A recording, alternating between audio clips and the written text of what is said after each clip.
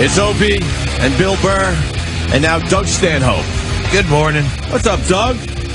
Not a thing. Doug's playing comics tonight and tomorrow here in New York City. Is that part of the New York Comedy Festival, or are you like... No, it's not. You're a rebel? Yeah. Doing your own thing? Yeah. I mean, what's the difference? Like, the festival is not like... it's New York. Any given night at the Cellar is a comedy festival. All right, that's true. People don't understand that. It's an all-star lineup every night at the Comedy Cellar. You never know who's going to be on that stage. Yeah, it's fucking Jimmy New comes York. in here all it's the like time. having the L.A. Actors Festival. Yeah. Like, it's fucking they're there anyway. Jimmy's like, oh, yeah, Stephen Wright was at the Cellar the other night, and, I was hanging with Chris Rock for a little bit, and it's just all casual. Billy Crystal, Robin Williams. They just show up and do a few minutes. Yeah. Jesus, that's amazing. Doug, you don't like the Yankees either, right? We just played Bill Burr's. I don't even like baseball, but I watch it to hope the Yankees lose. I really have that much fucking hate. Where's the hate come from? The fact that they're buying players? Self-loathing or sad childhood. Yeah, some awkward place, but it manifests itself in the fucking places like the Yankees. They're all such douchebags. What was your line about the Yankees? I saw it on YouTube. It's because they fucking buy their team. They're supposed to win. So to root for them is like going to a casino and cheering for the house. Well, they have the fucking and when you don't even have money on the game, like just fucking standing behind a blackjack table and going, "Come on, fucking dealer, bust his ass." That's my dealer, bitch. Yes, Daddy. Sorry. I've heard that argument a lot because a lot of people have been saying that. Like, I'm not. Are you a Yankee fan? No, I'm not. But like, people will comment and stuff. But and you're like, a Met fan. I am a Met fan. But I just think that argument is just slightly ridiculous. I just think if maybe these ball clubs, managed their clubs better and, had better farm systems, then more people would show up at their games. If they're winning more games, then more people are showing up, then they could, inch up ticket prices, and then they could afford the better players for the next season. I would agree with you if it was like the 70s or 80s. That farm system thing doesn't mean shit anymore because these guys are just now buying the best players out there. But I'm saying the finances of baseball don't make sense anymore because there are cities like Bill was bringing up yesterday that cannot win the World Series. It is a long shot for a lot of these teams day one. But I mean, if the Brewers, let's say the Brewers got a better team together and, built up some kind of minor league system. The Look at the Rangers. Look at the Rangers. The Rangers went out and they got A-Rod. They got A-Rod, and then they were busted. They had no more money for anybody, so now all they had was this $200 million shortstop. They couldn't build a team around. They didn't have that kind of They didn't have that kind of money. Where the Yankees can get A-Rod, keep Jeter.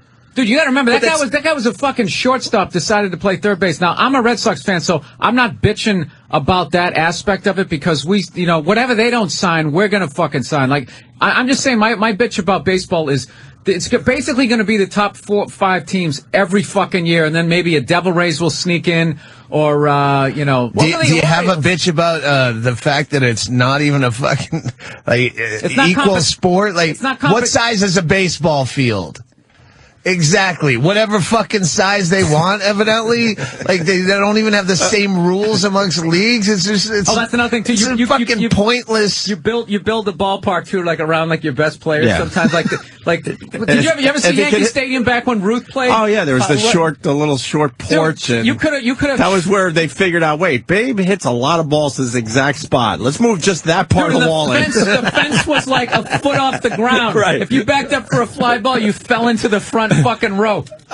Yeah, Jim's switch mics your mic sucks today, Doug. Yeah, I don't know what's going on. Yeah, can you work off that? Yeah. All right, hold on, man. Yeah, try that one. That one's just over-modulated, Mark. But I'm saying, hold on, to Danny's point, because Danny's point isn't bad. Like, yeah, you bring up a farm system, and all right, you got hold on. You got all your guys up there, and let's say they win the World Series. The problem, though, is that they can't afford to keep their players.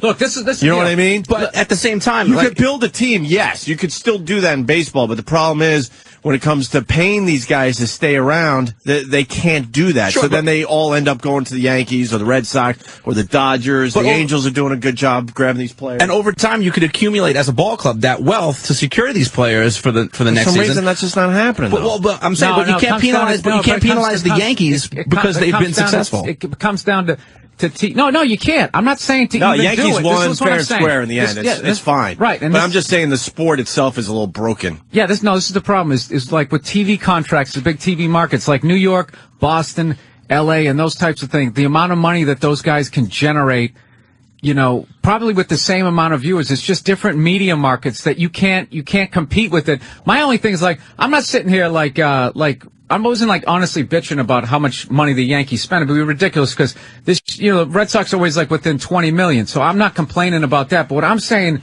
is, just as a fan about baseball, some of the best teams, those Kansas City Royal teams of the late 70s, when the Orioles won it in 83, even when the Padres came on and they played, They played the Tigers in 84. It was good. The Brewers in 81 or 82 when they played St. Louis, just to fucking mix it up. But if every year it's going to be the same 4 fucking teams, why have the other 26? What is the point of those guys? And it's not look, I'm not saying that those other guys couldn't be running their franchises better. I'm not saying that. But you do have to have some sort of salary cap to somehow, how does the NFL do it with Jacksonville? What is that, 9 people living there that actually matter? You know what I'm saying? I agree. Somehow they can be competitive. Maybe there should be a salary cap in baseball, but as long as there isn't. They've been talking about that forever. Yeah. Oh, no, I agree. You guys do what you do to win. Yes, I agree with you. And you can't scream that, 2009, you can't say, Yankees buy another championship when they haven't won since 2000. So that's the thing. They should be fucking, instead of a parade every time they win, they should have a fucking riot every time they lose, because they should win You have fucking embarrassed this city for 9 years in a row. There's 9 years there that they probably should have had a couple championships. That is a very good point. They just spent $1.8 billion to get their next championship. So it's one of those things where, you can't, look, at the end of the day, it's the players. You can't buy a championship, but what you can do is you can buy the playoffs. You can definitely buy the playoffs. And you can increase your odds, too, of winning the thing by getting the right players. So my point yesterday, dude, was what I was acting like was people were acting like it was this amazing accomplishment. And if you can fucking buy the best guy at every position, in every position, is not an accomplishment.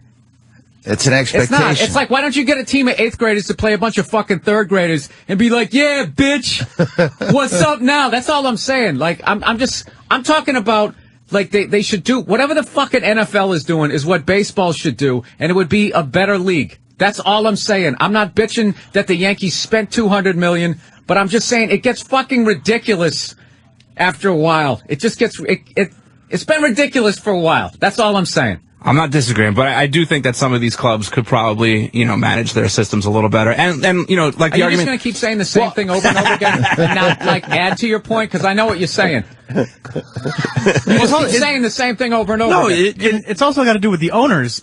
Some of these owners just don't feel like spending money for their team. Yeah, there's the owners out there that have no business owning the fucking team. I'm an owner because they're not even trying to do the right thing. This is the thing, though. If you live in Pittsburgh, that's a good point too. If you live in Pittsburgh, do you understand how much $180 million is compared to New York or Boston? What $180 million is, dude? Look at how much a fucking 1-bedroom apartment in New York costs $600,000. Like the cash that Where have you been? That is in this. What is it now? It's higher.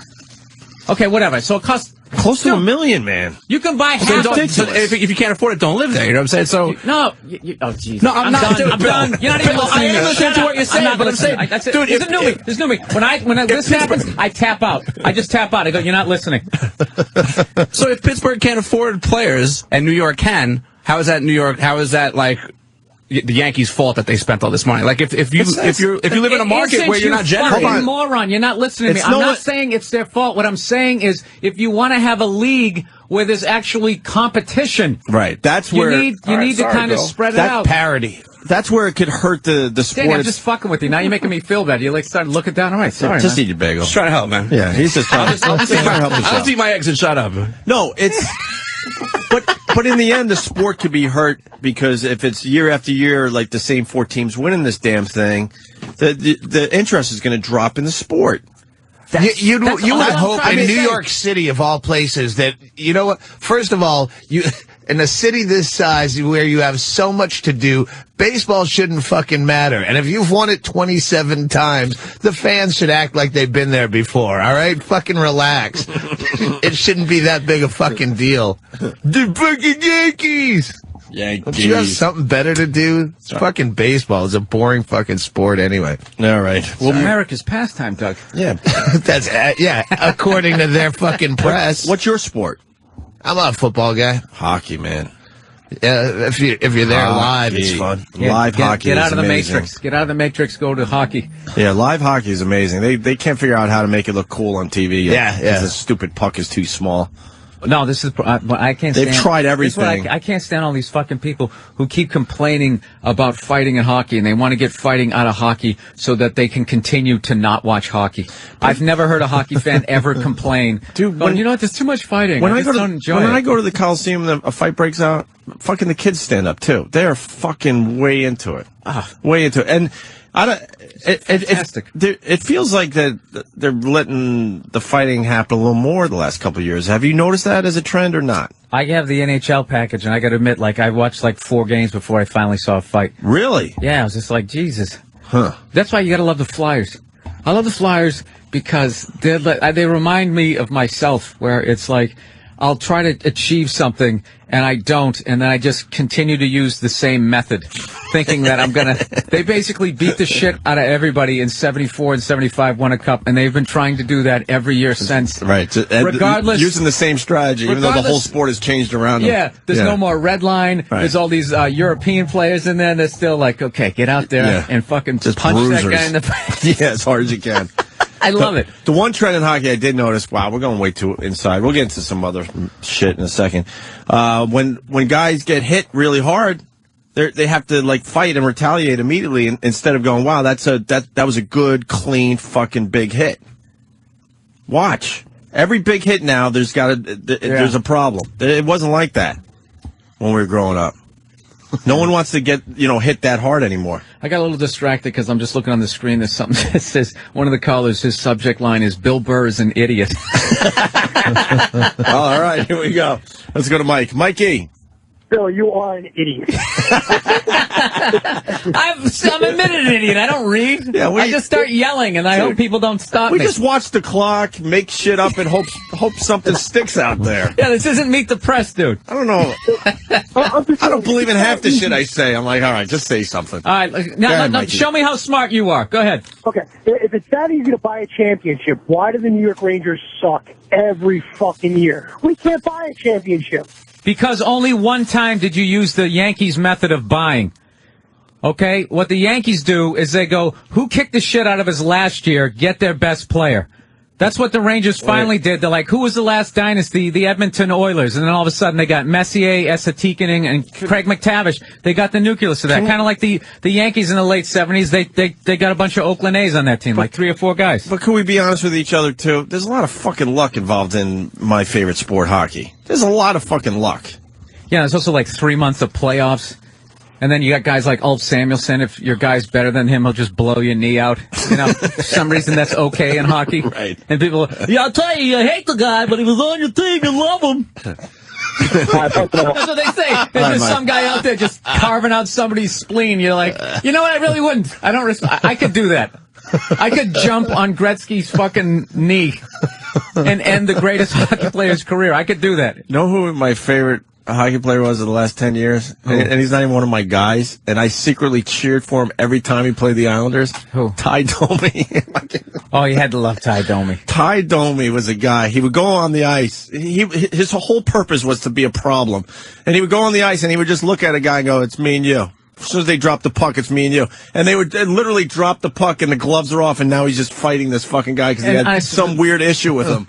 The guy was shorter than me with skates on. And he would fight. He was tiny. He would fight somebody. He was this little bulldog, man. Ty Domi. Who did he play? His last team was Maple Leafs? I think there's about 400 YouTube videos. Ty Domi verse, Ty Domi verse. Everybody. And man, I'd be at the Coliseum and people would be like, they want to fucking kill this guy. And inside I'm secretly going, God, I fucking love this guy. One of my favorite clips on YouTube was when Ty Domi just blasts Ulf right in the face, and he goes down like a rag doll, like you knew he would. Yeah, he could fight. He fought guys twice his size. He had no problem. He would fight anybody on that ice. Anybody, right? Who's the guy he beat up and then he was doing like the wrestling, like the championship belt thing? As he's going off the ice with some fucking 10-game suspension. I don't know. Dude, I remember in the 80s, those guys, they would beat the shit out of somebody in the other team's arena and they would go off the ice waving at the crowd, kissing their fists. Yeah. Remember that all stuff? That shit. Just doing this? All that shit.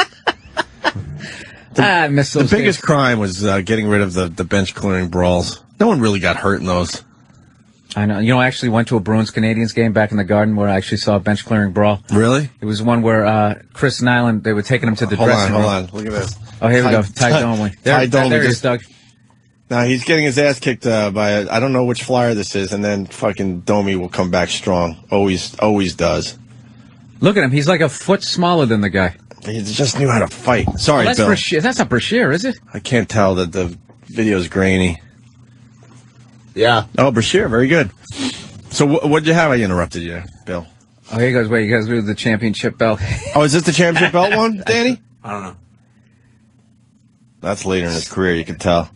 He fought right into his fucking last game. Right into his last fucking game.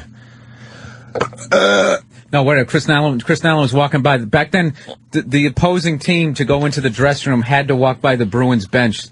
So Chris Nyland walks by, and I don't know if Ken Linsman said something or what. He pushed Ken Linsman. Then Ken Linsman chased him down, and a couple Bruins chased him down the hallway. So now it was kind of 3-on-1. So then the Canadiens bench all emptied out.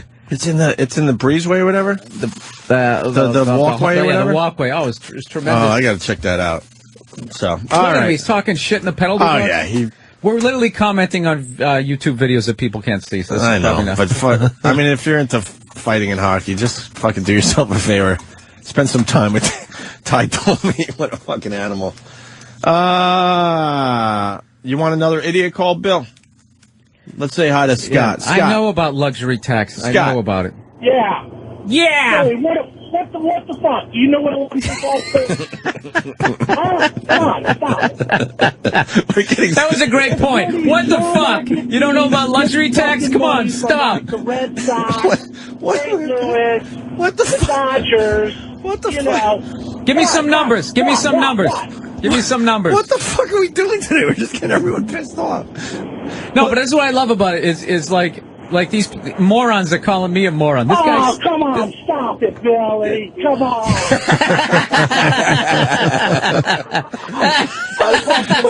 We're just pissing everybody off. And someone's calling me a Judas. Someone writes, "Ope, are you a Dale Hunter fan too? You fucking Judas." I can't help it. A guy like Ty Domi, I secretly wish the Islanders would pick him up. I don't know if he would have even helped the team when he was in his prime. Who knows? All right, enough with sports. Well, that's another thing that's hilarious about the Flyers is like playoff time comes up and then they always end up picking up some goon off of waivers who is just gonna, he's not gonna score any goals. What is he gonna do other than get you to be like a man down, Right, you know? It's gotta suck for that one guy though. His whole job on the team is to go out there and start a fight. Every team had one of those guys. And as soon as you saw him on the ice, you're like, oh, okay, he's got to take care of somebody. He wasn't out there for his stick handling. Yeah, at what point? Is anybody out there play minor league hockey? At what point does it stop going from putting the puck in the net to just beating the shit out of somebody? Yeah. Oh, that minor league hockey is where the fighting is really still happening.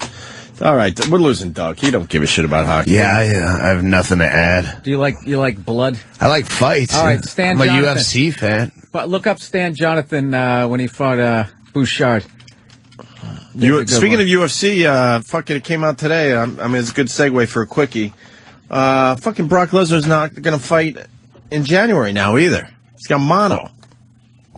How long does that last? Well, he was supposed to fight, what, in November. Canceling a fucking fight because you're sick 2 months from now? And then he was supposed to fight in the pay-per-view in January, I believe, but now he's not even going to be able to start training until December, so we're not seeing Brock Lesnar anytime soon. Wow. Because he deals with mono. But still, it's fucking UFC. They fight, there's a title fight every fucking month. Yeah, but it's not like boxing where, maybe 2 years from now. True. But I mean, I don't know about you. I want to see Brock Lesnar as much as possible. Yeah, He's a fucking animal. Yeah, no, I agree. But if you have to wait 4 months, it's still not like boxing. He hasn't fought in a while, though, now. Yeah, but the greatest thing about UFC is, other than that there's no weapons, it's the realest kind of fighting. Look at that right there. Sorry, we're fucking involved with hockey fights now. We're in trouble. Yeah, that was when... we're in fucking trouble, man. Stan Jonathan, he was part Native American, and he took out everything the white man ever did on Bouchard. Look at him. Look at his face. The blood. Holy shit, the blood's just pouring out of his head. Bouchard was actually a really good player, too, and he said, you know, it was a shame. I actually had a great career, and all I'm remembered for is that fight. That was the big one for him? Yeah. Wow. Then there's big debates if it was the referee's blood or whatever. But anyways, getting back to the UFC, like, that's what I like about it. It's, you know, standing up, it's submissions, it's on the ground. It's like, you know, it's like professional, like, you know, whenever you got into a fight, for real, it'd always be a couple of blows, and then you'd have, like, the double headlock, clinching, yeah. the double headlock, and then it would go down to the ground. And these guys are, like, at a professional level of that. And, I don't know, how they fucking... Those guys, they sit there on the ground just riding out the end of a round, taking forearms to the head. Yeah. Dude, one of those, career over for me. Yeah, over. The amazing thing with UFC for me is how they could get so much done with only 3 inches of room. You know what I mean? Yeah. They're doing these, like, weird little fucking just knuckle things, and they could just damage you. With no room. It's weird that when you see a guy that's been doing it for 20 years and he's 44 years old and he's still really bright and sharp in an interview where you go, in boxing, you just talk to some fucking mumble mouth. Yeah. And you're listening to Ken Shamrock saying, well, actually, I'm trying to focus more on my economy of motion when I'm in the ring because that way I can, strengthen. You go, what the economy of motion? Did you just say that? Yeah. Oh, Chris Simon was an animal. Now, all right, we're finding all John the animals Wensick. now. Hey, Danny, a lot of good stuff in front of me. What should I hit? Most patient cop ever? Is that good? Or a woman calls 911 because boyfriend won't marry her? If I have to pick one over the other, I'll go with the cop. The cop? Yeah, that's a good story. Why is he patient? We'll find out? Yeah, you'll find out. You'll definitely find out. All right. We got a nice little story about a cop that's... This is the actual dash cam audio. It's basically some guy got pulled over for a traffic violation. Pretty standard pullover situation. And this guy just would not cooperate, as you'll hear. All right. Turn around! Turn around! Turn around! Turn around! Turn around! What's this about? Turn around! Do it now! Turn around! Turn around and do it now! Turn around! Do it now! Turn around! Turn around! Turn around! Turn around! Put your hands on your head! Why? Turn around! Put your hand on your head! Turn around! Do it now! I'm not out with you! Turn around! Turn around now! Turn around! Turn around! Turn around! Turn around! Put your hands on your head! Do it now! Turn around! Turn around, put your hands on your head. Do it now. Turn around, put your hands on your head. Put your hands on your head. Put your hands on your head and turn around. Turn around, face away from me. Get down on your knees. Get down on your knees. What the is this about? Turn around, get down on your knees. Turn around, get on your knees. Hey, Turn around, get on your knees, put your hands on your head. Do it now. Just tell them what it's about. I want you to follow I want to know what orders. the fuck it's about. Turn around, put your hands on your head. Turn around, put your hands on your head. We'll talk about this. yeah, let's talk about it. Why did Turn around, put your hands on your head. what's the problem? Turn around, put your hands on your head. All right, this is a great clip, man. He's like, This is a you great hear him in the clip. end, he goes, what's the problem? Right. Why would he, if he just answered him? Dude, what the fuck? I can't be a cop. Let me, do would be And so this goes on frustrated. for how long? you have a right as a citizen to know what the problem is before I would you turn imagine. around? I would imagine. That goes on for almost 5 minutes. Oh, no, that's only the first part there, Doug. That's just a little warm-up. That's the warm-up. We just take a breather here and we talk about it a little bit. Yeah, there's only so much of that you can listen to. Hence the frustration. What the fuck? Cop should have hit him one, no? Man, that's a great cop, man. He really keeps us cool. He should have fucking got back in the car and just driven off. It's obviously cops not going to do shit. Let's continue. Get out of the car! Get out of the car! Stop driving! Pull over. Stop Pull driving! over. I'm serious this time. Yeah. You think he wants him to turn around? Get off me! Get off of me! Give me back my gun! Give me back my gun! Well, it continues. Do it now. What did I do? Do it now. What did I do? Do it now. Tell me, what did I do? Turn around, put your hands on your head. Do it now. What did I do? Turn around, put your hands on your head. What did I do? Sir, I'm not messing with you. Turn around, put your hands on your I'm head. not messing with you either. Turn around, put your hands on your head. What did I do? Turn around, put your hands on your head. Turn around, put your hands on your head. That is an order. All right, I need someone down the hall. Whoever's got the raw audio, someone has to count how many times the cop said turn around. I need to know how many times he actually That's said an it. order. I don't work for you. Right. now the guy's trying to arrest is getting mad. Turn around, put your hands on your head. That is an order. Do it now. Turn around, put your hands on your head. Turn around, put your hands on your head. Are you gonna shoot me? Turn around, put your hands on your head. Turn around, put your hands on your head. Are you gonna shoot me? Turn around, put your hands on your head. You're a broken record. Turn around, put your hands on your head. Because you're a broken record. Holy shit, is this good? Where is this? Any idea? It sounds Midwesty, right? I'm going Midwest. Any other guesses? What does he want from this guy? He wants him to turn around, Bill. Oh, is that what it is? Yeah. Put your hands on your head. You're a broken record. Turn around, put your hands on your head. Do it now. Talk to me. Do it now. Turn around, put your hands on your head. What do you want? Turn around, put your hands on your head. Turn around, put your hands on your head. Sir, do it now. Turn around, put your hands on your head. Sir, turn around, put your hands on your head. Turn around, put your hands on your head. Do it now. What did I do? Turn around, put your hands on your head. Oh, no, the cop finally is getting a little pissed. Let me go to John in Phoenix. John. Yeah, man. Hey, buddy. What time? Hey, what's going on, man? Hey, all right. Enjoying the shit out of the show. Oh, thank you. Hey, at man. what point is that goofy cop going to say Simon Says?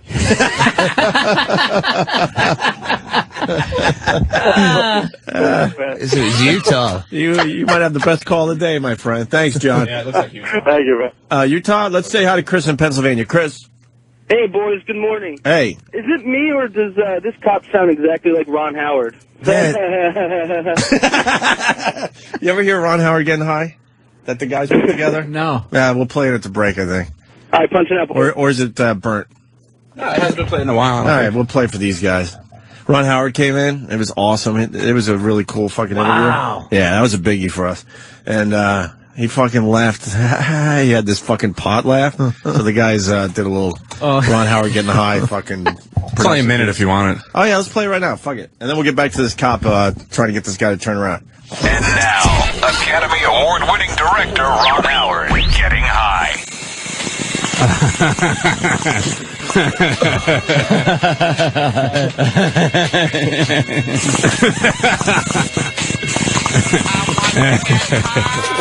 Dude, you watch the match, dude. That's his laugh.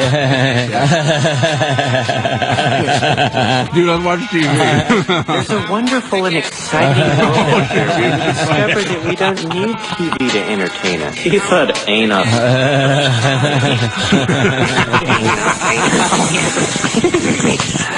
Have you guys heard a word I've said? Yeah. Anus. What the fuck was I even saying? What was it like, man, when you were on that TV show? Well, the thing.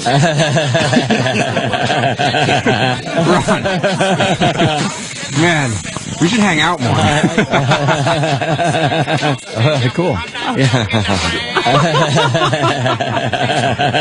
That was Academy Award-winning director Ron Howard getting high. You know, so he doesn't fucking did a little something with his laugh. It's a stoner laugh, though, no, Doug? Yeah. Yeah? I can hear it coming out of that guy. And you think he had a... I think Ron Howard smokes the dope. I think I heard him on something saying he was... He's an earthy guy, right? Oh, really? Yeah.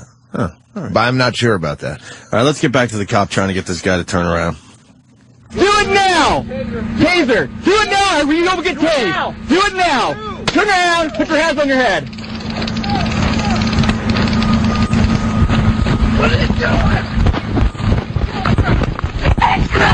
Oh, you got tased? Oh, fuck. He gets more vocal about it in a second. All right, fuck. All right. I should set this up. The cop finally had it, obviously. Do it now! Taser! Do it now or you don't get tased! Do it now! Turn around, put your hands on your head. What are you doing? Give your hand! Give your hand! Give your hand!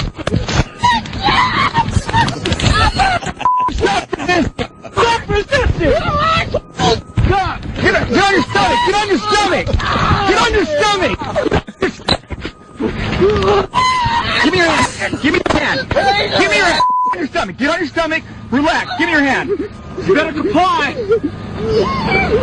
Comply!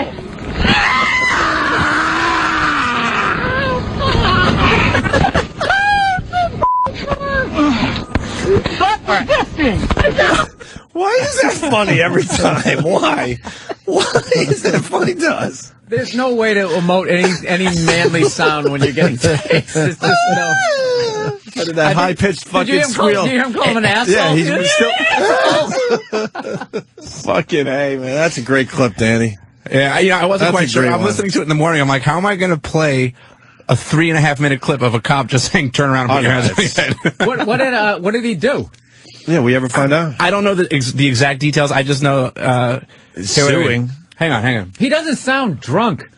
He just asked a question over and over again. Yeah. I mean, it's hard to tell, what's true and what's not true.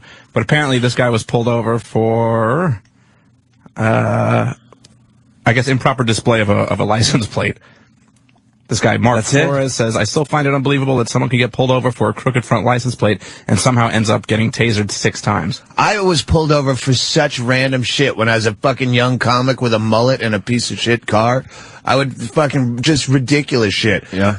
Having a license plate light out, and all they wanted to do is search your car. They'd make up any fucking reason to pull you over. Yeah, it's fucking absolute nonsense. Driving too long in the left-hand lane on a fucking empty highway. You can get pulled over for that? Oh, yeah. Yeah, that's technically it's only for passing. Again, and there's always nonsense where you did this, but now we want to search through your car. Yeah, now we have a reason to somebody sent me this great video on how to get out of that. Another video, Bill? I can't remember. I know, right? You spent a lot I thought I spent a lot of time on you, too. No, it's what I do on the road. I stay up till 4 in the morning, figure out who runs the world, watching Ric Flair videos. That's what I do. What is it's a video how to get out of... Well, you turn around, you start asking the cop questions. Mm-hmm. And it was like this Jedi mind trick, and of course I forget exactly how to do it, but it's just like, what am I being pulled over for? You get them... Yeah. Because basically they don't... them confused? They don't have a right to search your... They don't have a probable cause if you have a license plate light out, but they'll say stuff. Do you mind if I check your car? And that's when you're supposed to start asking questions, because... They're asking, you're giving them permission. Right. They need your permission because they don't have a warrant or something like that. I'm really going to sound like a moron here because I have no fucking idea what I'm talking about. It was something like that. That was the gist of it. The problem is that now you're going to try to make them go take the time to get a warrant and act like they have probable cause if you say no. Mm-hmm. Like that becomes probable cause. Well, why don't you want me to search it? Exactly. Holy shit. All right. Because legally, there are, it's my constitutional right. And you go, well, you don't have any constitutional fucking right. You ever get pulled over in the middle of nowhere and the cop doesn't even have, like, the full uniform? I got pulled over in, like, Colorado, right? I'm flying. I drove, like, the wrong way for an hour. So now I'm like 2 hours, away from where I started, I got like some fucking you want to cry. Some awful gig in the middle of Colorado, and I came up over this hill and I'm flying. All of a sudden, this white Ford Bronco was driving right at me, and I'm like, what the fuck? And I get over to the side, and I see like on the dashboard he has the police lights, and the guy gets out and he's got the cop shirt on, tucked into like these Wrangler jeans and boots, boxer shorts, and he fucking comes walking up, what the fucking blah blah blah, screaming at me, and like the whole time he's yelling at me. I knew I was speeding, but I'm looking at him and I'm like going, is this guy like part of like some Aryan fucking white power group? Like, you don't even have the whole uniform. They don't have enough to you can't even buy like some blue Dickies to go with that shit. What did he get you for, speeding? Yeah. He just screaming and acting like a fucking moron. I was in the middle of nowhere. And there's no one else on the road, right? Yeah. So, was I going to hit a cow or you driving on the wrong side of the road? How about we all relax? There's no one out here. Who cares? Yeah. I'll only hurt myself. Dude, but it's scary enough getting pulled over by a cop when you're in the middle of fucking nowhere. You're like, this guy could just shoot me and put me in a ditch right now. And and he come has up with enough something time to dig a hole to even bury my rental car before somebody fucking comes along with this shit. So you just got to sit there going like, yeah, you're right. I'm an idiot. You're absolutely right. You're that does go through your fucking brain, though. He had on like a Cub Scout shirt. Sean in Jersey. He's a police guy there. What's up, Sean? Okay. Hey, how you guys doing? Pretty good, man. All right. Well, you know, just so you guys know, the second most dangerous thing a cop can do is a traffic stop. More cops get killed in traffic stops, not by getting shot. Well, did you listen to that guy? Now you see why. Well, annoying as shit. You know, you got to remember, most of the time, I work for a large sheriff's office, and I'm a sergeant. I ride alone. So if I pull somebody over, I'm on my own until backup can get to me. And it's not that usually that far away, but I work in the city of Trenton, which is, you know, if you know anything about Trenton, you know, a lot of high crime, a lot of gangs, a lot of guns. You're on your own. You know, you're not going to take any chances. You're not, you know, you're pulling somebody over, and if, you know, dispatch or your computer tells you that the person that should be driving the car, the owner, has a warrant, well, I'm not going to sit there and play patty cake with you and, you know, make nice. I'm going to tell you to turn around, put your hands on your head. Well, if police departments weren't used so often as a form of random taxation through nonsense like seatbelt laws and every other reason that you do pull people over, you wouldn't be pulling people over that much. Ergo, it wouldn't be that fucking dangerous. Well, you know, yeah, I can understand your point, but you got to look at it from our standpoint, too, is until you've been to that wreck where the kid's been ejected from the car for not being in a seatbelt, you know, little kids all over the road, it's a little bit different standpoint. You know, if we can do something to help protect those people. Well, then you can take that in the next step, and we shouldn't even be able to leave our houses or even drive cars. We should walk to work and live in little fucking bubble wrap. That'll walk in front of cars. No, it just, you know, it's you know, it's look, he has to clean up the mess. So what he's saying is he's trying to prevent us from making the mess. Exactly. That's all. I mean, if somebody kept spilling milk on the floor and I had to mop it up, I'd pull over and be like, hey, put a little sippy cup in there because I'm really getting tired of mopping this. Hey, you know what I always wanted to ask? Yeah, when you guys go through like cop school, do they show you a bunch of videos of people making bad stops so it scares the shit out of you, or did just? No, well, what they do is they show you a lot of videos of cops being killed in line of duty. That's why, because I was always saying, like, this is me. I'm not trying to disrespect police officers, but this is just in a moment of getting a ticket and being yelled at and stuff. And I always wondered, like, does going to cop school make you an asshole, or do assholes want to become cops?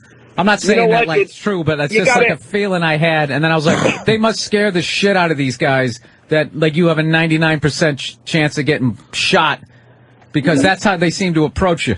Well, what they do is they train you, in all your training, what you're trained to do is overcome, like, whatever your obstacle is. Not run up and kick somebody like with some flying ninja kick and knock his teeth out. Right. But you're taught to overcome mentally whatever challenge is in front of you. And the biggest challenge, obviously, is a life or death situation.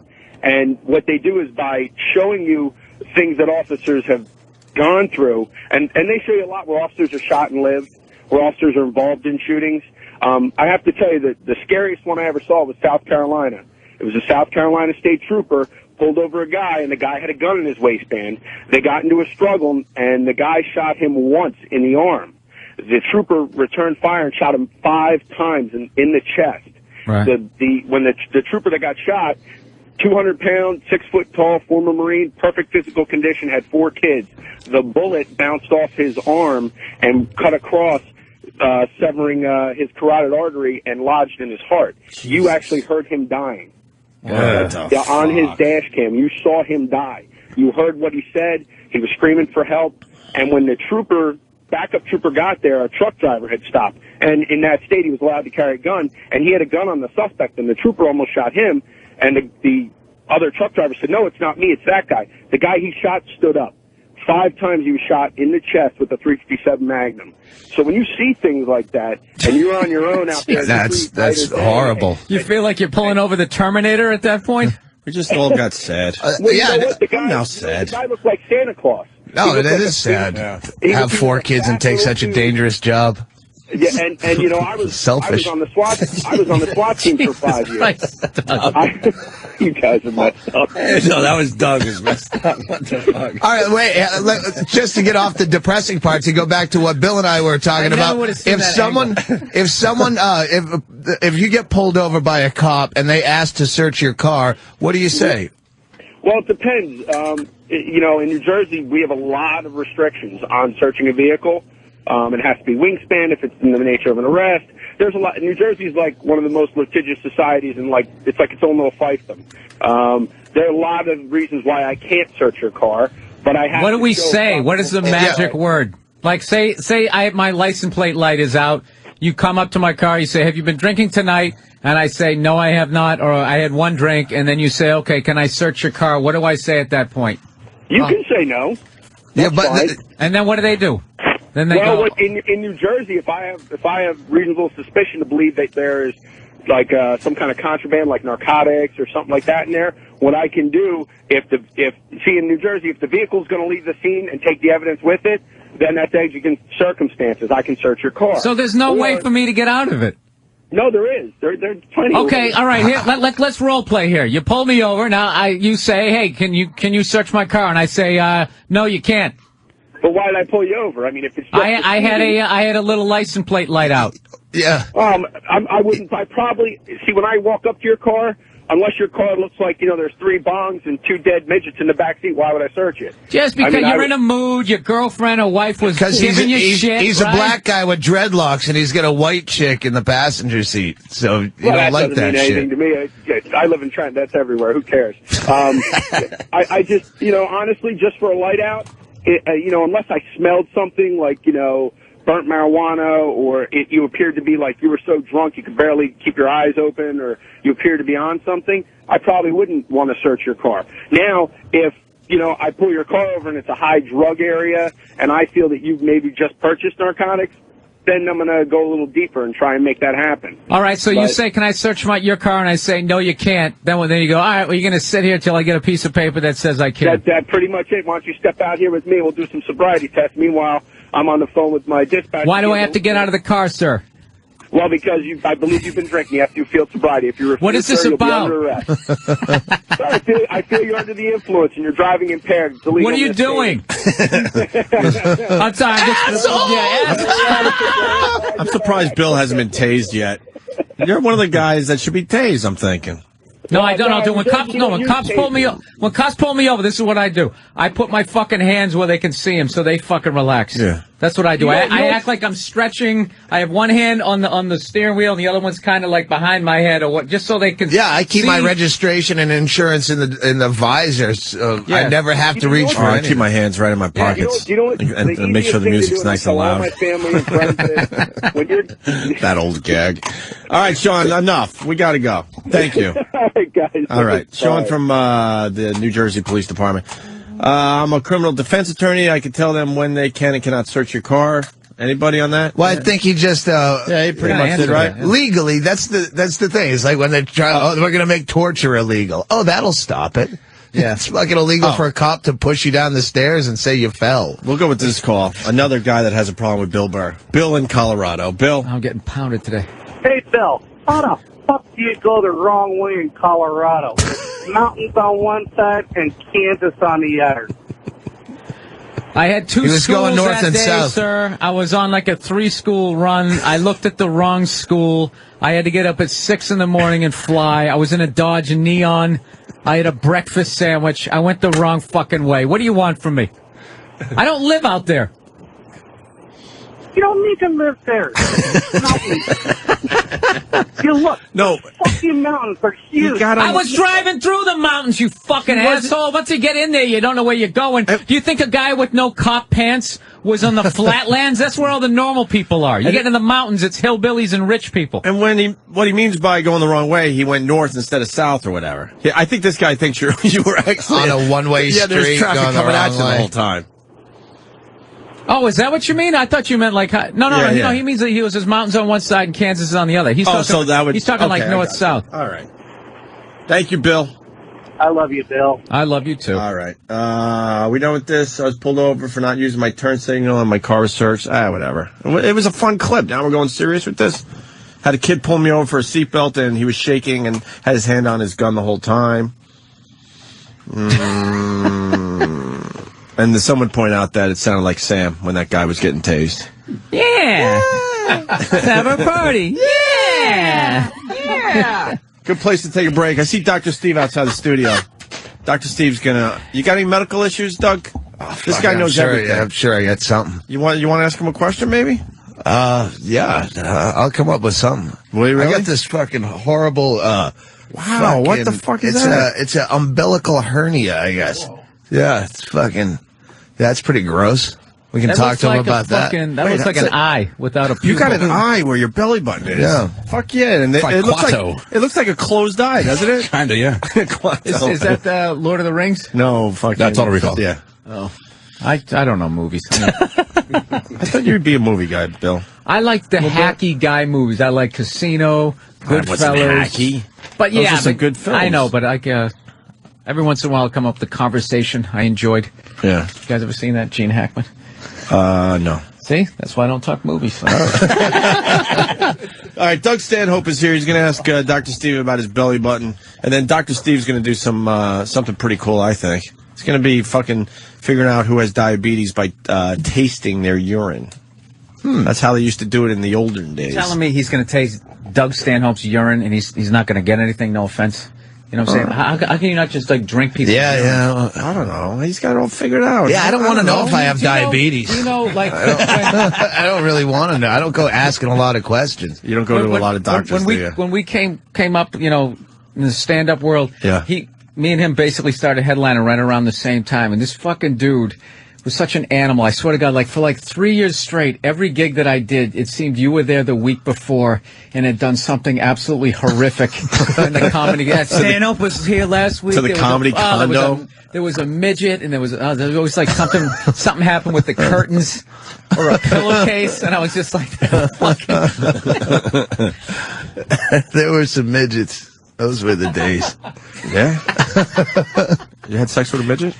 Yeah, I fucked a midget, but there was Alaska. There was all these midgets up there. You did coots. Yeah. Why is there a lot of midgets up there? Cabin I don't know. Yeah, it's the worst. Are they in hiding? Unless you were Ralphie May. They couldn't put Ralphie in there because the floors of this band house were so weak that they couldn't put Ralphie May up, and they had to actually get him a hotel. Is that why? Because he made it seem like he was like, no, I'm not staying there. Get me a hotel. And I was this young, wide-eyed kid. Yeah, it was fucking liability issues. Yeah, because he would really, the floorboards would almost fall through when he walked through that fucking place. It was that. That bed was one of those beds you just had to lay down in it and make it yours. It was just fun. You just dude, there was. I wrote pages of jokes about that, just the fucking band house. Nice. So filthy, the sheets had open sores and shit like that. I just have. I once pulled a bar of cure soap. for AIDS is in the rug under the bed. I brought the soap on stage because there was a bar of soap that was covered with black mold. Where I actually had to bring it on stage. I go, when you can grow mold on an antibacterial product, that's bad. That's absolutely the filthiest place ever. Chilcoot Charlie's. Yeah. All right, we're going to break. So you got Doug Stanhope at Comics this weekend, tomorrow and tonight and tomorrow, I should say. And we don't have to promote Bill. I think it's a sold-out show at Town Hall tonight, right, Bill? Absolutely. Very good. Somehow it happened. Sam went backstage to get to the bottom of Ant's trip to the hospital yesterday. So we... Yeah! So we go to break with this. Opie and Anthony, actually Opie and Bill Burr, and Doug Stanhope.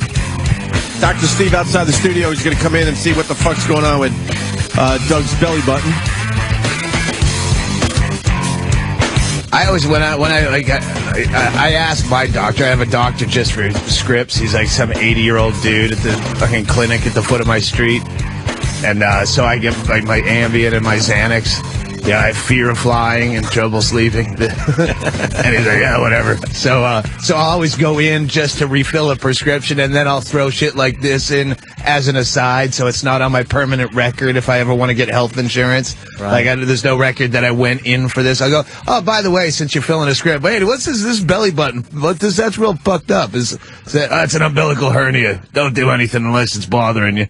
Did it appear out of nowhere, or you had it your whole life? I've always had kind of an outie, but then it's just gotten bigger. But I thought it was because I'm getting fatter, and then people started to recoil from it when I had my shirt off, and I go, maybe I should get that checked out. Maybe it's more than an outie. I don't know. I've kind of grown with it, so it's like cancer. If you check every day, you don't notice it. Yeah. It's a lump. Doug during the break he was cracking us up, and I actually told him to stop telling the story. So we could. I don't even remember what it was. The fucking TV be gone thing and what you did. Oh, yeah. Some dude handed me this after a show. We have 8 TVs in here. All of a sudden they started going off. I'm like, what the fuck's going on? And Doug's like, oh, it's my TV be gone. Yeah, someone gave it to me. I just found it. And there's a jacket where I go, oh, fuck. So it's supposed to be a universal remote that'll turn off any TV. And someone gave it to me, and I'm at the Kansas City airport just trying it out in the fucking sports bar, and it's not turning off any TVs. And then I'm walking through the terminal, and I just aimed it at the fucking, turned out the giant departures sign, the TV that had all the fucking departures. And then I'm like, oh, fuck. And then I wanted to turn it back on, but I'm going, oh, shit, they might be watching on camera to see why that TV went out. I don't want to be fucking aiming a remote at it to turn it back on. I just love the name of it, like, because you really are like a god. TV be gone. Yeah, you fucking, someone's there watching fucking Nancy Grace somewhere. Like, I don't. Is she ever in a good mood? Hell, is she awful. ever telling like just a feel good story? I've never been able to watch that show. I just see her face, and I'm like, ugh, those eyebrows. It's a rough face to look at. They always got to do that. They do like that Jim Rome sort of side look, you know, like you're about ready to admit to something you don't even admit. Like, dude, I'm just watching your show. Why are you looking at me like that? Hey, I don't know if this plays because we're past it now, but some Ty Domi audio that they found. Oh, beautiful. You gutless! You touch Housley, I'll take your head off! Kill you off! Sucker! Walk me.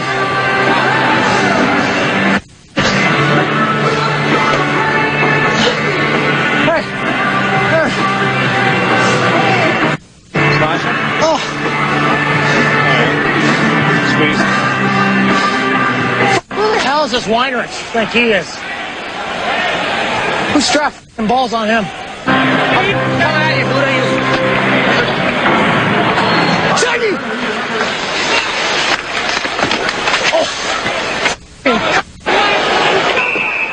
Steve, hold this. This is Evan, and I trusted Evan. I was like, I should probably listen to it first, but I was like, Evan, is this good? He's like, yeah, it's really good. So I'm like, I'll trust Evan and just hand in the disc. He sucks. It's like listening to Scarface if they put it on TBS. Fucking give and I specifically asked him, I was like, okay, why should we play this? He goes, oh no, he's talking shit. It's really good. It's really good. Evan, that sucked. That sucked. Okay, here we go. Evan has gained a reputation. I'm sorry, Danny. I should have alerted you. I didn't know this was happening. I have a pile of CDs. That's not how I talk.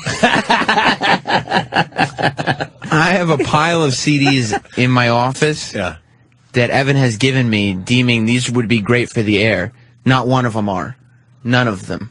This is Evan's specialty, is pulling audio. Yeah, did you notice that it was like every other word was beeped? Yeah, I couldn't find any unedited clips. Why'd you give it to me saying it was good? I wanted you to listen to it. And why wouldn't you edit it down? There was just a lot of just static and nonsense in there. You could just cut out of it. Well, because he's also no good at instructions. He started handing me CDs with a 2-minute news story in 14 tracks, none greater than 7 seconds long. So I said, Evan, what is this? And he goes, well, I thought that's where they would stop to talk. And I go, if they want to talk, they'll stop it. Just, regular clips. Right. I stop it when I feel like it's a good point to stop. I was like, listen to the show. I was like, think about how long the clips are. And he goes, okay. So then he starts handing me 2.5-minute long clips. I go, Evan, there's no comfortable medium? I think I got the swing of it, eventually. No. Well, today was the exception. The hang of it. I got the hang of it, or I'm in the swing of things. I think I got the swing of it. It's like combining shit. That's not a phrase? No. Why does half the staff talk like cartoon characters? Yeah, he really does have some kind of trumpet thing happening. Well, no, I thought, I know they might be past it, but I mean, I thought it was talking shit. I think it's pretty good for the show. I mean, I couldn't find an unedited one. I was hoping that your professional ear, Danny, would listen to it. Well, I figured I used poor judgment and decided to trust you. Yeah, we've only been here 9 months. You decided. I don't know. The second track is better. You didn't just do that to yourself. Bill, you want to hear the second track? Oh, yeah, I trust him. Yeah. He's in the swing of things. We're all sitting here uncomfortable going, what the fuck are we going to do with this audio? I'll preface it with he's in the penalty box arguing with someone else in the penalty box on the team he's playing. We're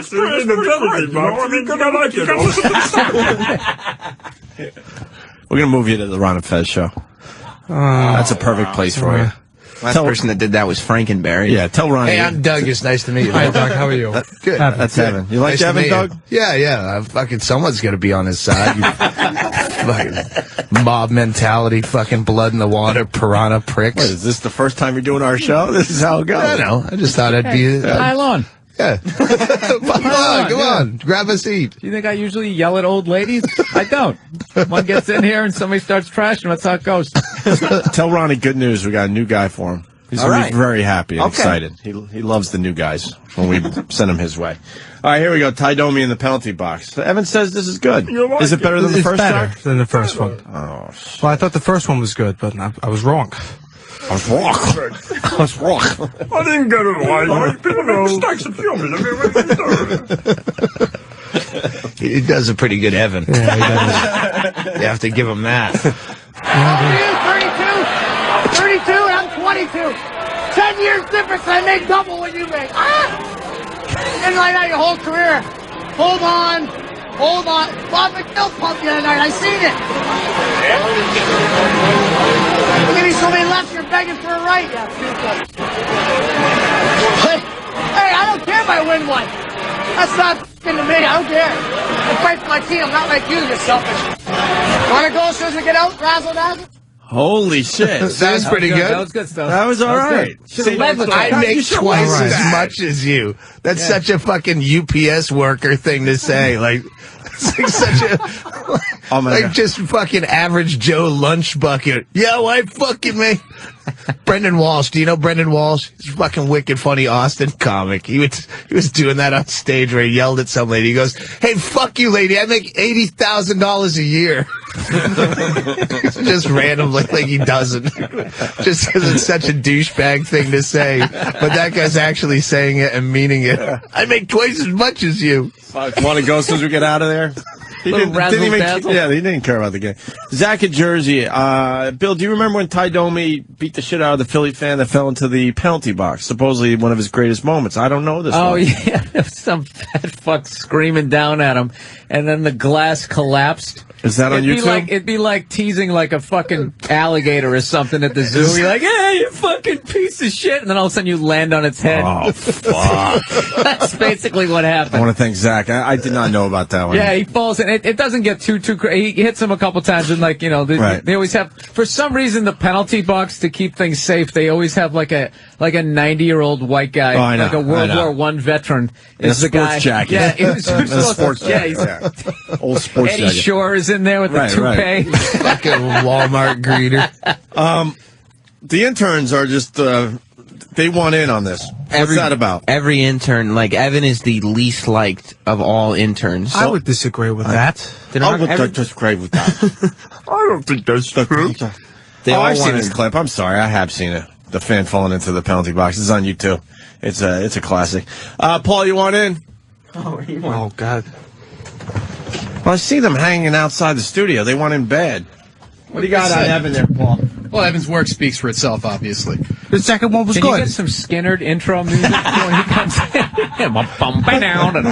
Give me back my boys. Yeah, you kind of got that look now, Paul. Yeah, more than ever. It's pedophile long at this point. I got to cut it soon. All right, so you have a problem with Evan? I can't say I have a problem with Evan. Sorry, can't say I have a problem with Evan. He's just a fucking idiot and thinks he's great at everything, and that's the only real problem I have with him. Evan, comment? Well, I'm not a fucking idiot. I know that, man. I mean, if my work speaks for itself, I guess I'm only needed half the time. I mean, they're like one of them. Paul is very inflammatory towards me. Why? What's the problem Paul has with you? I don't know. I can only Is that Paul with the long hair? That's Paul. All right, just getting everyone straight. Yeah. Cool. Doug Stanhope. Isn't inflammatory like a medical term? No, he's a right? correct usage. Oh, okay. All right. Well, that's another thing with Evan. He takes these words that he would use to sound, intelligent and throws them into a sentence where they have no business being. He did that yesterday, right? Yes, on Wednesday. No, wrong. I actually... He said Paul was diluted instead of delusional. I prove that. It's actually correct. I used the usage of the word correctly. Evan and Paul, they I argue used like the this. usage correctly. He's almost right. Like he's just so close to right. He's using inflammatory remarks. Well, the worst part is he'll go back. Sorry, I didn't mean No, to go cut ahead. off. He'll go back and spend an hour online trying to find the right context of the word in the sentence that proves his point. Meanwhile, by the time he brings it back, like everything he comes up with, it's always 5 or 10 minutes too late, and no one cares about it. I don't know. Evan? Yeah, that happens a lot. That happens a lot. Yeah. That's I'm trying to work on that. Yeah. They argue. Who were you angry at this morning, Steve? I'm not Steve. Oh, whatever. Paul. Paul, whatever I just said. Yeah, Paul. When we walked in, you were yelling at someone going, "Thanks, you got me yelled at." Oh, one of the other interns fucked up the breakfast. Oh, that wasn't in the him. booth over there. No. No, that wasn't actually Evan's fault. All right. All right. Should we get that guy in here? Well, Nah, good. it's not worth it. It's not worth it? All right. So you guys all right? Oh, yeah, we're fine. No, they're not all right. They'll talk about this in-depthly after the show. For the next 2 hours? Yes, in-depthly. It might be the dumbest collection of, and I'm including myself in this, the dumbest collection of people. All of us. It's just a bunch of idiots. All right, I guess that's it, right? Yeah, they'll bicker for an hour and a half. Just throw them out. So, Evan, the audio almost worked. Okay, If you good. would have led with the second clip, we would have had something. At least I learned a valuable lesson out of this whole thing. It's to never trust Evan again. Oh, that's not You good. should listen to what I give you. I'm not a professional. I will never trust your word ever again. I like that he admits that he's not a professional. That's good. Yeah. No, I'm learning, though. I'm getting better every day. What have you learned? 9 months later, and you still suck. You're not getting better every day. Oh, my God. You tell me I'm not improving? Jesus, Sam, you being serious? Yes, because he does this all the time. He gets much, much worse, and then he gets a little better, and then he gets worse again, and he thinks that that's consistently improving, not taking into account that he's getting worse, and then getting better, and then getting worse again, and then getting better. So it's not an improvement from where you started. I don't know how much worse I've gotten. A lot. Paul says a lot. Well, Paul will take any shot at me that he can, because in my opinion, I feel he's threatened of me. Every intern is jumping up and down outside the window. Does Nick want in? He Yes, goes, Nick wants in? Did you hear Nick he is- said he's threatened of me? Yeah. Not by me. Most would consider Paul the superstar of the lineup there. Evan would not. I know. I noticed that. It's not that Evan's stupid. It's just he's very silly. Evan is definitely very silly. I am a little silly. Very silly. In what way? Just that he pays too much attention to detail, to things that don't need any detail, and then the things that do need detail, no detail whatsoever. Evan's the type of person who says, "Listen, Sam, I want you to know something. Starting next week, I'm going to put my best foot forward. I'm going to be in 5 days a week for the rest of the summer." Nice. And the first week that he said that, he was in 2 of the 5 days. And one of them, he just no-showed. No phone call, no nothing. One, he came in late. Evan's constantly, he takes 1 step forward and 2 steps back, just daily. Evan, you look But stupefied. that is his best foot Evan that he looks puts stupefied. forward. I think this might be a little embellishment. Hold on, someone's got Jeff in Virginia. Jeff. Oh fuck! Hold on, Jeff. Try that again. I didn't have the phones up. What's up? The Earth brings still the space modulator. Your voice. Marvin the Martian, a little bit? A little bit. All right, we got to wrap this up. Anybody else want to beat up Evan? I don't know if it was mentioned, but Travis does a fantastic Evan impression. Travis does? It's spot on. Travis? I don't really know what everyone's talking about. But, sometimes I'll do my Evan impression. Sam, I think, can back me up. Didn't Evan have to take a week off once? Yes. To recuperate? Yes, at one time. Yes. Evan was having a really. Beat up here. He was having a bad week in the sense that he was doing nothing well and he was getting nothing done and just showing up a mess. He shouldn't have even showed up. So he said, I said, you said you're going to come in 5 days a week. How about next week, 5 days a week, and we start anew? And he said, I will start anew, but I'm going to take a week off to get myself together and then start coming in. What did you do during that week to get yourself more prepared for your job here? I just rested. Evan has a very bad problem with, he has terrible sleeping patterns, and he'll take absurd amounts of Adderall every day and sleep maybe 3 times a week. He does take 60 to 100 milligrams of Adderall every day. For what? Well, apparently I'm afflicted with ADHD. But he's developed such a tolerance for Adderall that he has to take massive amounts. What the fuck? What is ADHD? It's like ADD, but they add hyperactive in the middle of it. Obviously. Where's Dr. Steve? You want him in here? Steve, you here? Evan, that's really no excuse, because every intern I didn't here say it shows was an excuse. Attention deficit hyperactive syndrome. Evan also I like enjoys his- taking Paul's credit card and buying everyone lunch with it. Yes. Oh, really? Yeah, it was a great day. That was good. Dr. Steve. Yes, sir. Evan's got something called ADHD. Yes, he does. Yeah.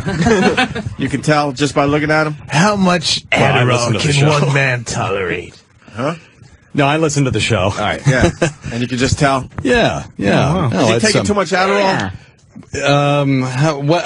What dose did you start on? That would be my question. 20 milligrams a day. And they worked you up to 60 Yeah. to get you where you are today. He takes up to 100 a day. Yeah, some days I take more.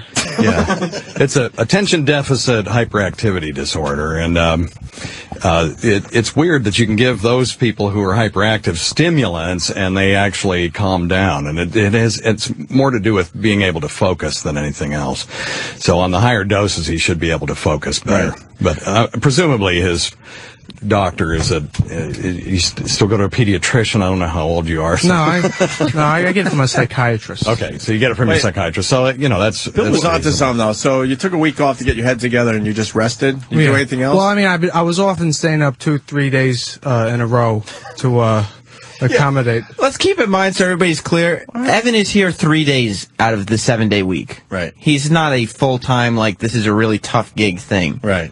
And you had At the time, I had school to accommodate, and I'm just traveling back and forth Getting from everyone- Long Island to here. School and an internship. Wow. Who's ever heard of that?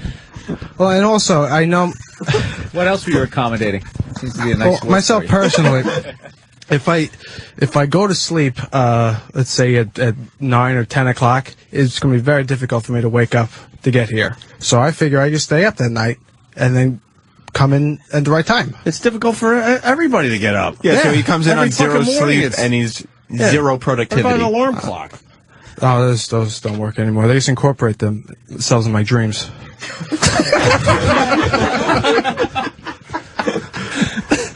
What do you mean they incorporate themselves in your dreams? Well, I'd be dreaming, and then the alarm clock will be off in my dream, and I just think it's part of the dream, and not wake up. Yeah. I actually understand that. I one. understand that. Wait, you guys understand that? You for dream real? that you woke up. But after a while, you and realize, then you wake up fuck and it, say, this is "Fuck, reality. I I didn't gotta... wake up." You know, all right. Your fucking girlfriend's yelling at you, and then she's going, You're like, shut the fuck up. How long do you dream about the alarm clock then? I mean, as it's going off. It won't wake me up. Just as long as, however long my dream lasts. For and the alarm hours? is. I mean, yeah. Evan he's a poor sleeper. He once didn't show up to one of the Saturday night shows that he promised he would, and I found out it was because he was sleepwalking and completely trashed his room, and his parents thought he was addicted to drugs, so they kicked him out of the house. Yeah, that was a problem day. How'd you talk yourself back into the house? Well, I mean, eventually that my parents just felt guilty and wanted me to come back in. Yeah. But I fucked the place up. Your own room or the whole house? No, just my room. Like, I pulled all the drawers out, clothes everywhere. I was breaking lamps and shit. I don't even remember it. I just woke up and it's just shit There's a hint everywhere. of private pile in this kid. Oh, yeah. You see it in his eyes. I tried. Does your emotion when you have a problem day, as you say, do you flip out? Do you yell at all, or do you just sit there? They're telling you to get the fuck out of the house. Do you still kind of have this monotoned, even-keeled way of speaking? Yeah, I don't really raise my voice that often. Well, that's not exactly true. No, it isn't. No, I drive Evan sometimes. in 2 to 3 times a week, and Wrong again. Wrong. Okay. It's not that kind of voice you want to raise. Two max. I tend to 2 max, but you're here 3 days? Yeah, and I drive him the other day. Incorrect. All right, Paul, go ahead. No, I tend to needle Evan a little bit on the way home because, I like bringing it out of him. I feel he shouldn't go home angry, so I try to get it out before he gets home, and he loses his fucking mind. I don't go home absolutely angry. loses He his mind. makes me angry on the way home. Why? In what way? Because he's frustrated. I like how you're trying to act like you're helping him when you're being a dick. Oh, no, Thank I you. am just Thank you. I'm not going to lie, but... Yeah, I just feel he shouldn't bring that anger home with him. What the fuck does that mean? So I'll bring it out on the way home. You just enjoy him getting mad. Absolutely. How does he bring it out of you, Evan? He has his mindset that he's being completely altruistic and helping me and trying to. Was that a good word, Doug? I don't know. Yeah, I think really don't know. Yeah. After further review, the word stands as called. Altruistic. You were impressed by that one? That went flying over my head. It a bit. I had to go chase that word down. I throw it back into the infield. I lost that one. Holy shit. Okay, yeah. His perspective is that has a mentor role to me and wants to bring out my potential. But in actuality, he's just being a needling prick. I'm only trying to help you, though. No, you're not. Evan was once punished because he was having so many bad days that he had to spend a week calling Paul Daddy. Yeah. Which, that's the relationship that they have. Hey, Doc Steve, should we do some scream therapy with Evan? You know anything about scream therapy? I don't know if that'd work. Are you on any other medications, though? No. Really? Yeah. Does your psychiatrist know about these bad days and the anger? Oh, no. I tell him just everything he wants to hear. Yeah. That's the problem. Some kind of court-ordered psychotherapy? You know, the psychiatrist's office is the one place that you can be completely honest, where they're trained not to judge you. You're right, but I really don't trust this guy because he just wants to give me as many drugs as he can. He's like, want some Ambien? Get some Ambien. Xanax? Want some Xanax? I think sure. That's a, you know what? That's what they he's right. He's that's right. what they fucking do. If you have a guy just prescribing you drugs, you're exactly right. He's exactly right. They did that on his notebook, yeah. They did that to my mother. Fuck all of them. I'm with Evan now.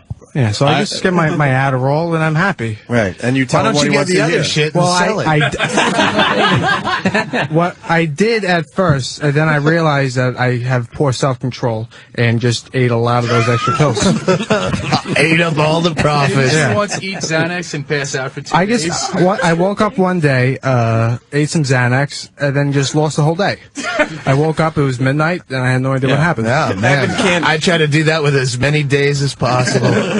He can't control himself in front of pills. Yeah. Like if you place pills in front of him, he'll have to swallow He'll them. have poor self-control, which will lead to a problem. Let's get him. Yeah. I'm starting to get into his speak here. I like this. It'll exacerbate my Adderall. Let's have some diarrhea pills just laying around one day. See if he takes the bait. Well, You want to scream, Evan? What do you want to do? I want to hear him get angry. Evan, get some of the frustration at Paul. Paul is making you look like an asshole on the air now. It does. Evan, Constantly. you're a fucking failure. That's all you are. It's not true. Christopher Walken there. Not true. I feel like there's a giant balloon next to me, and you guys are poking pins at it. And I'm the one who's going to have to be. You want to move over on here, the front Doug? lines. We'll make room for you over here. I have a pretty high threshold. Evan, what did Opie say when Paul came in? He said it's pretty much known that Paul is the star intern. That's because that's the idea that he's given everyone. Not that these other guys, there's some other fucking good players. But here. Evan is bottom of the pile. No. Agreed. That's the perception that Paul puts out there.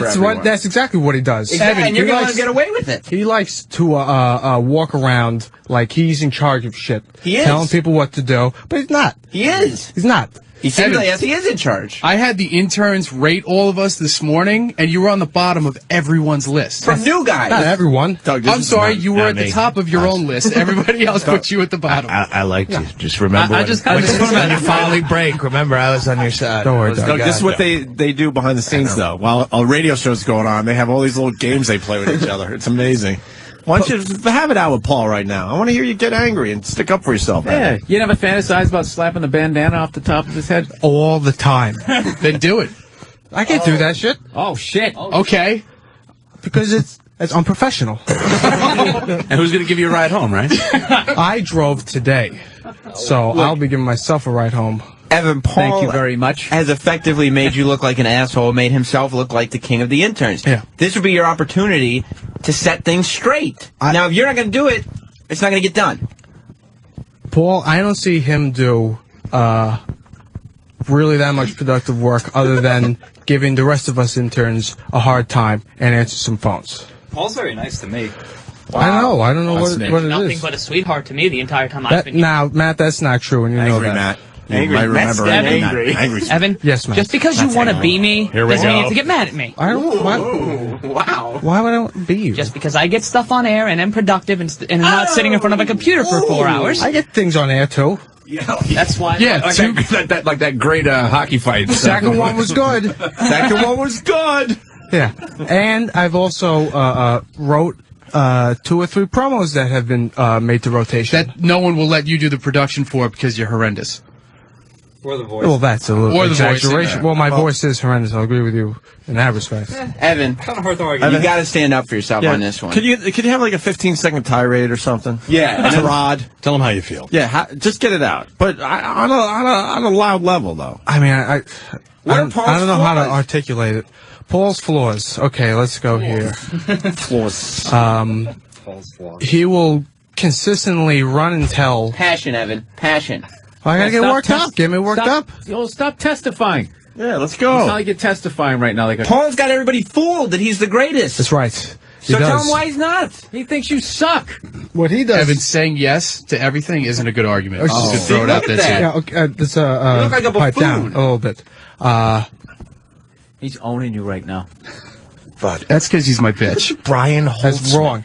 That's who he reminds me of. You know Holtzman? Yeah. I hope he snaps like that. Yeah. That's what we're But- hoping for. He likes to take his. He's a bit older than the rest of us interns. He has a more grizzled, intimidating appearance, and he likes. to. He comes off as better than you. Yeah, he does come off. I don't know why the fuck he comes off because I he- am. No, Yeah, why because the he fuck goes does around. do that? Why does he do Let's that? go, Evan. Let's go. Opie thinks he's better than you. Let's go. He goes Much around. better. He will Everyone find thinks any, he's better than you. Any little misstep, any of us will, well, particularly me, and he'll go telling everybody, oh, fuck, hey, why don't you ask Evan what about this happened? Doesn't he Blah, blah, ever blah. make a misstep? Yeah, he does. How did that Like what? Like what? Well, you know, I try to have it's not a little misstep, Evan. Come on. No, because I can't think of a particular example right now. Because it doesn't happen. Because I can see you're in the booth the whole fucking day. Yeah, working. Answering calls. Is that hard work? No. So I have to get all that credit. Paul, get him going. Make believe this is the ride home. Because you said you get him going and he gets fucking going. Evan, do you realize that today you came in here and did nothing but make Danny look like an asshole? Just sitting there and being like, yo, this is great, put it on the air. We should listen to it. Oh, so it's fucking Danny's fault then. Oh, wow. I told him to listen to it. No, it is my fault. I absolutely should have listened to it, but I chose After 9 against months, my you figured, against might have my something my best interest. I knew. I was like, let me trust Paul. Paul has not exactly a proven track record with good audio, but I was like, he seems to be this adamant about this material. don't- I'm going to trust him. Yeah. And then you let me down again. Yeah, don't mistake us, please. Yeah. I call him Paul. Yeah. Sorry. Because everybody's got Paul in the mind because they think he's the best. I'd much rather think about Paul than you. All right, Evan. I mean, unless you're going to fucking This is stick up for yourself, we're done with this. Evan, this is another notch in the failure column. Yeah. I don't see how this is a failure. I consistently going out there. I'm trying to pull shit. Most of it's garbage, but I'm out there trying to do it. And I see him do So, dude, do you want to fucking E for effort? How about you actually do something right? What have you been responsible for I getting made on an the intern air? piss himself once. And who did that? Me. I pissed my pants. No one else. All right? So your crowning achievement here in the almost 10 months you've been an intern is urinating yourself in front of a bunch of men to prove a point that you didn't piss yourself. Hang on, Matt, that was his crowning achievement. One of my favorite Evan moments is we made him, I forget why we made you do this, but Evan kept saying that he could eat a Pop-Tart really fast, so we made him get Pop-Tarts and heat them up, and he ate burning, piping hot Pop-Tarts as fast as he could, and he burnt his mouth. That was impressive. That was definitely my favorite. The thing about Evan is like he'll fail constantly, but he just won't accept the fact that he failed.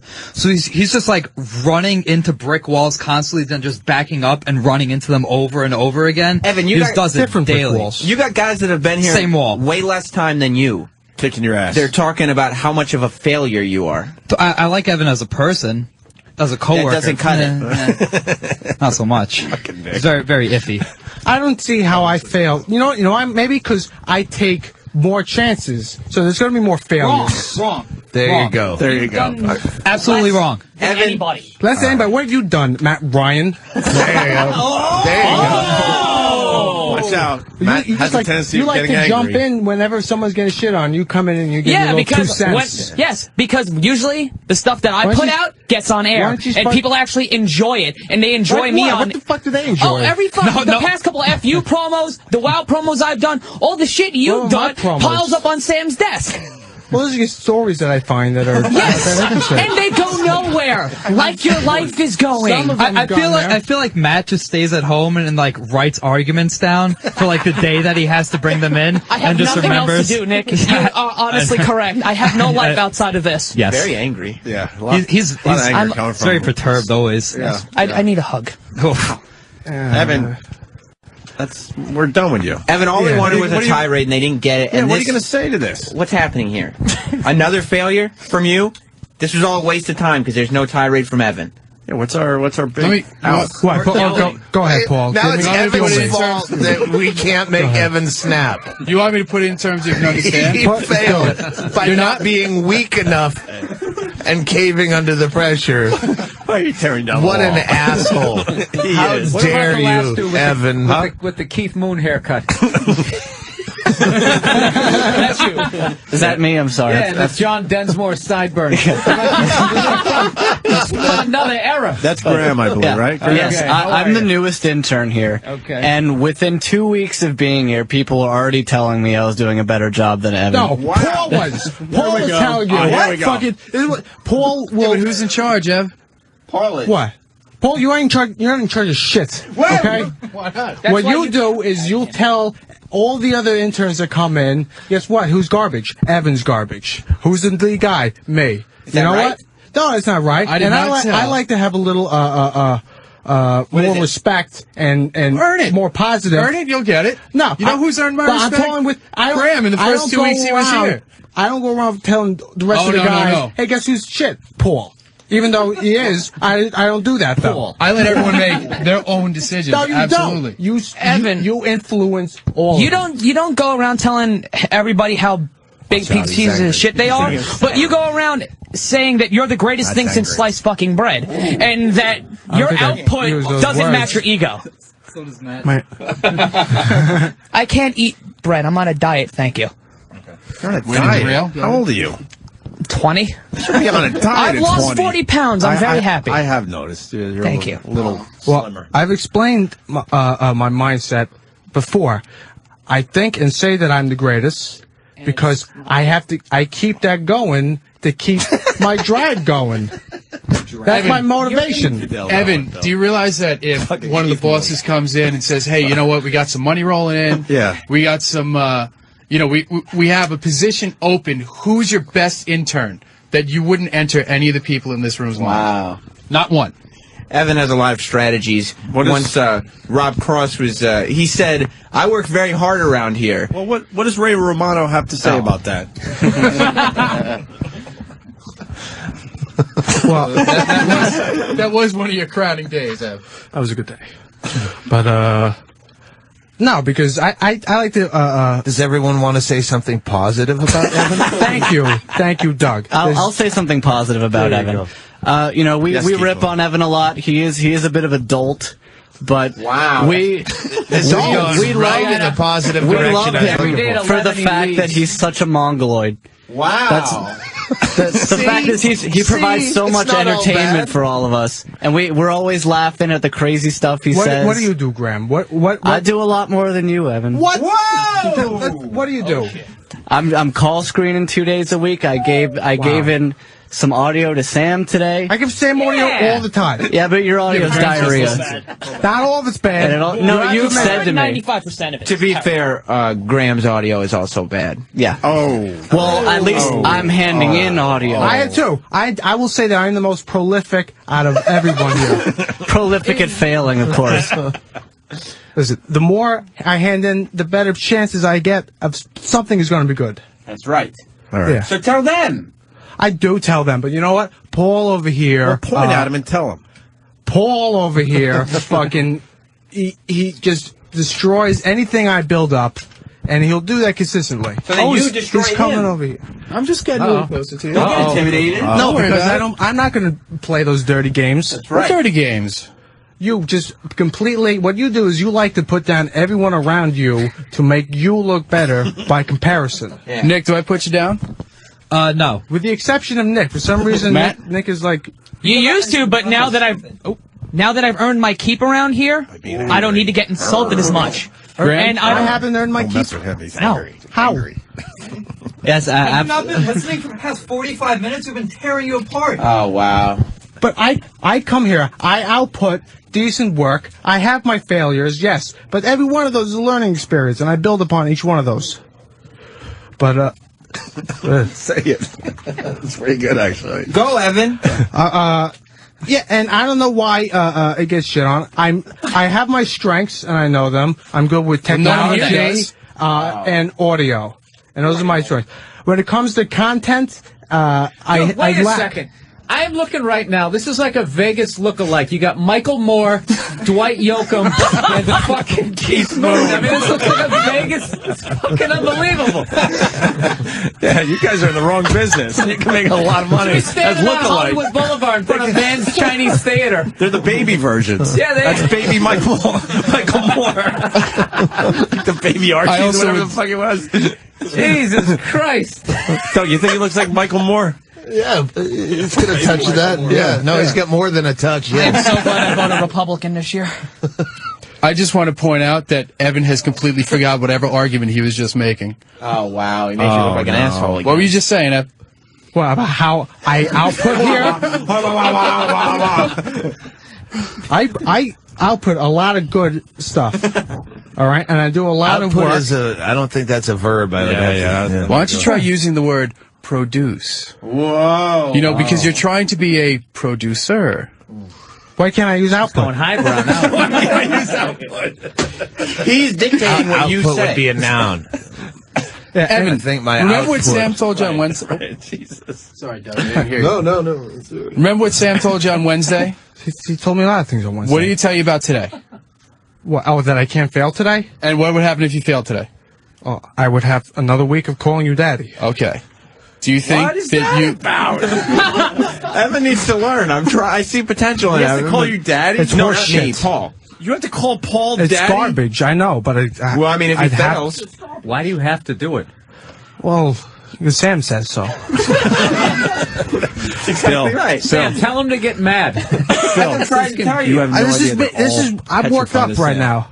And I don't know, I don't really get too much higher than this. Just unless don't pee you your pants physically threaten me. What's that, Matt? Just don't piss your pants again. It's embarrassing for all of us. Wow. I proved You are a point discredit. that day. What? That you didn't urinate yourself in a bar? That's right. That is fucking the stupidest thing I've ever heard. That is the most Why are you stupid? asinine. Opie asked me to piss my pants, and I obliged. You know how dumb that sounds? What, that I helped out the radio That you show? urinated your pants over an audio medium. Watch out, he gets real Yeah. angry. Well, it was on YouTube, and there were pictures. But still, it's just a stupid thing to do, Evan. You would have done it. No, I wouldn't have, because I have somewhat of a self-respect for If Opie myself. asked you to pee your pants, you wouldn't have done it? That's Michael Done Moore it? with Andrew About McCarthy's those- voice. Never heard that one before.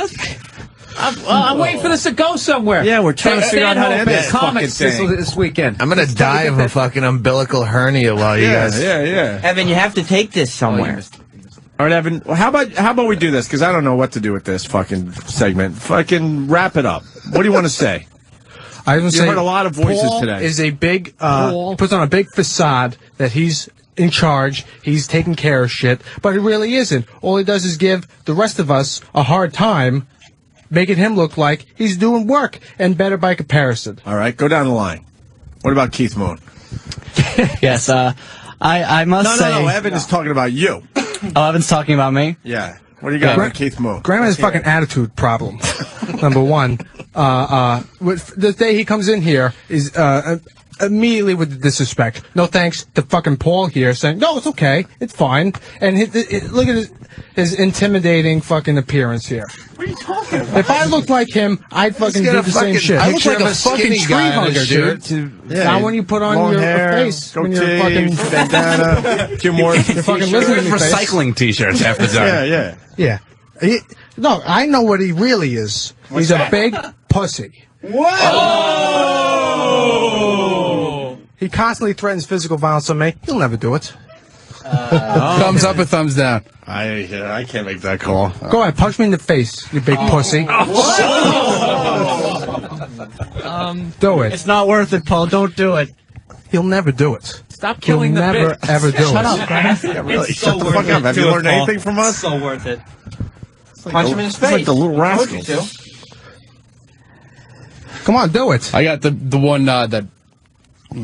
What? Sounds like Evan. Sounds like somebody's making excuses of his own. I think so. And I got like this with him before, so what he did is he did the I'll punch you in the shoulder kind of hard. So I'm sort of serious. I'll punch you in the face. Just you watch. But he won't. He won't do it. No. Oh, no. Evan, I'll catch you on the street. Don't worry. No, you won't. Yeah, I'll beat your ass and then make you drive me home. Okay, do that, and then there's going to be a nice little civil suit that you're going to have to deal with. You're a fucking faggot, dude. Am I? Oh. Or is that's how adults react? They don't fight. If they get punched in the face. No, the difference they is sue. a man will fight and a little boy will call the cops. An ignorant man will fight. An educated man won't. First of all, there's not an educated man in this fucking argument. All right? Yes, This insulted me. himself. I know that, Bill. A civil suit. Oh, God. Somebody throw a punch or let's just get on with it. You're boring me and I'm in this argument. Now punch me in the face already. Ooh. He's a big tough guy. He's like, oh, I've been over in hundreds of bar fights. Blah, blah, blah, blah. I'm a scrapper. I know how to fight. He hasn't been in one, I'll bet. How many is it? I don't count that shit. Yeah, because he fights so much. 0. Evan, go on. Yeah, come on. You got 3 other guys, and then we're wrapping up. You get the last word here. What about Matt? Matt references people that nobody's ever heard of constantly. And he puts a tag on almost anything anybody says. What does that have It's to supposed do be a with my joke line. input to the show? Oh, I didn't know that's what I was talking about. That was just general. What is his reference problems. that no one gets? No, he'll just reference people Like who? I couldn't tell you because I have no idea. So how does he even know that I'm making references that no one else will get? Because you say names that I or no one else up here have heard of. If you had to make soft prom night love to one of these interns, let's keep this positive. I like that, yeah. You had to. Who would it be, Evan? If I had to? Yeah, you have to pick one. Go with the fat kid with glasses. I do have the nicer ass. Yeah, but you'd be whining the whole time. Well, pardon me, I'm not a experienced party bottom like yourself. Party bottom. Over there. I'm going to go with Nick. Oh, wow, thank you. You win. Evan wants to have sex with you. So you got that going for you. And Evan, what about Nick? I generally like Nick. He just shit all over you. I don't know, but it doesn't bother me really that much from Nick. Yeah. Right. Thanks, Evan. Nick, he has funny lines. He's generally a hard worker. Correct. I like what he's been doing. Oh, thanks, Evan. What about Nick? Why? I didn't know that this was shit on Nick and not shit on Paul. No, it's just there's no fucking payoff from you ever. Yeah. Wow. And if there is, it's always 10 minutes too late. I'm a very easy target. What payoff have you brought? I like to hear what you did fail at punching him in the face. I'll have to. Well, I got the nod. I looked. I made sure. You got the nod. Yeah. What, permission to punch me in the face? I'd play getting thrown out of here for your useless ass. Whoa. Oh, shit. That's your ass is useless. All right, we're going to wrap up because I don't know what got accomplished here. Nothing. Wow, Evan. All right, Evan. All right. She still hasn't justified I think his you own, stirred enough of the waters that maybe in a couple hours by a vending machine he'll punch him in the face where no one can see it. He won't do and it'll be an anything. awkward girl punch. And then I have a recorder on me at all times. We'll see what happens when he thinks we're alone. He's a psychopath. I love it. All right, we got to take a break. Thoughts in that? How can I do that? Matt, Opie's trying to go to break. Fine. Why don't you guys continue in the hallway like you do every day? Well, I would. This is a little taste of what happens every day with these guys. All right, thanks, guys. Doug Stanhope is going to be at Comics tonight and tomorrow. Bill Burr is at Town Hall tonight. And after the break, Dr. Steve, right? Yep. You're going to look at his fucking belly button? Absolutely. All right, we'll do that. Absolutely. And you're going to do the diabetes thing? Sure. Yeah, old-timey medicine. All right, you'll explain after the break. Absolutely. And a horrendous track of Yoko Ono singing on Jimmy Fallon. It's got to be played today, so still lots to do. Opie, Bill Burr, and Doug Stanhope, and Dr. Steve today. Question. Have you heard about this pennystockchaser.com website? Why, no, I haven't. Could you possibly tell me more about it? I sure can, Bill. It's free to join, and they send out free stock alerts to their members daily. That's tremendous. How can I get involved? Wow, way to make me skip ahead.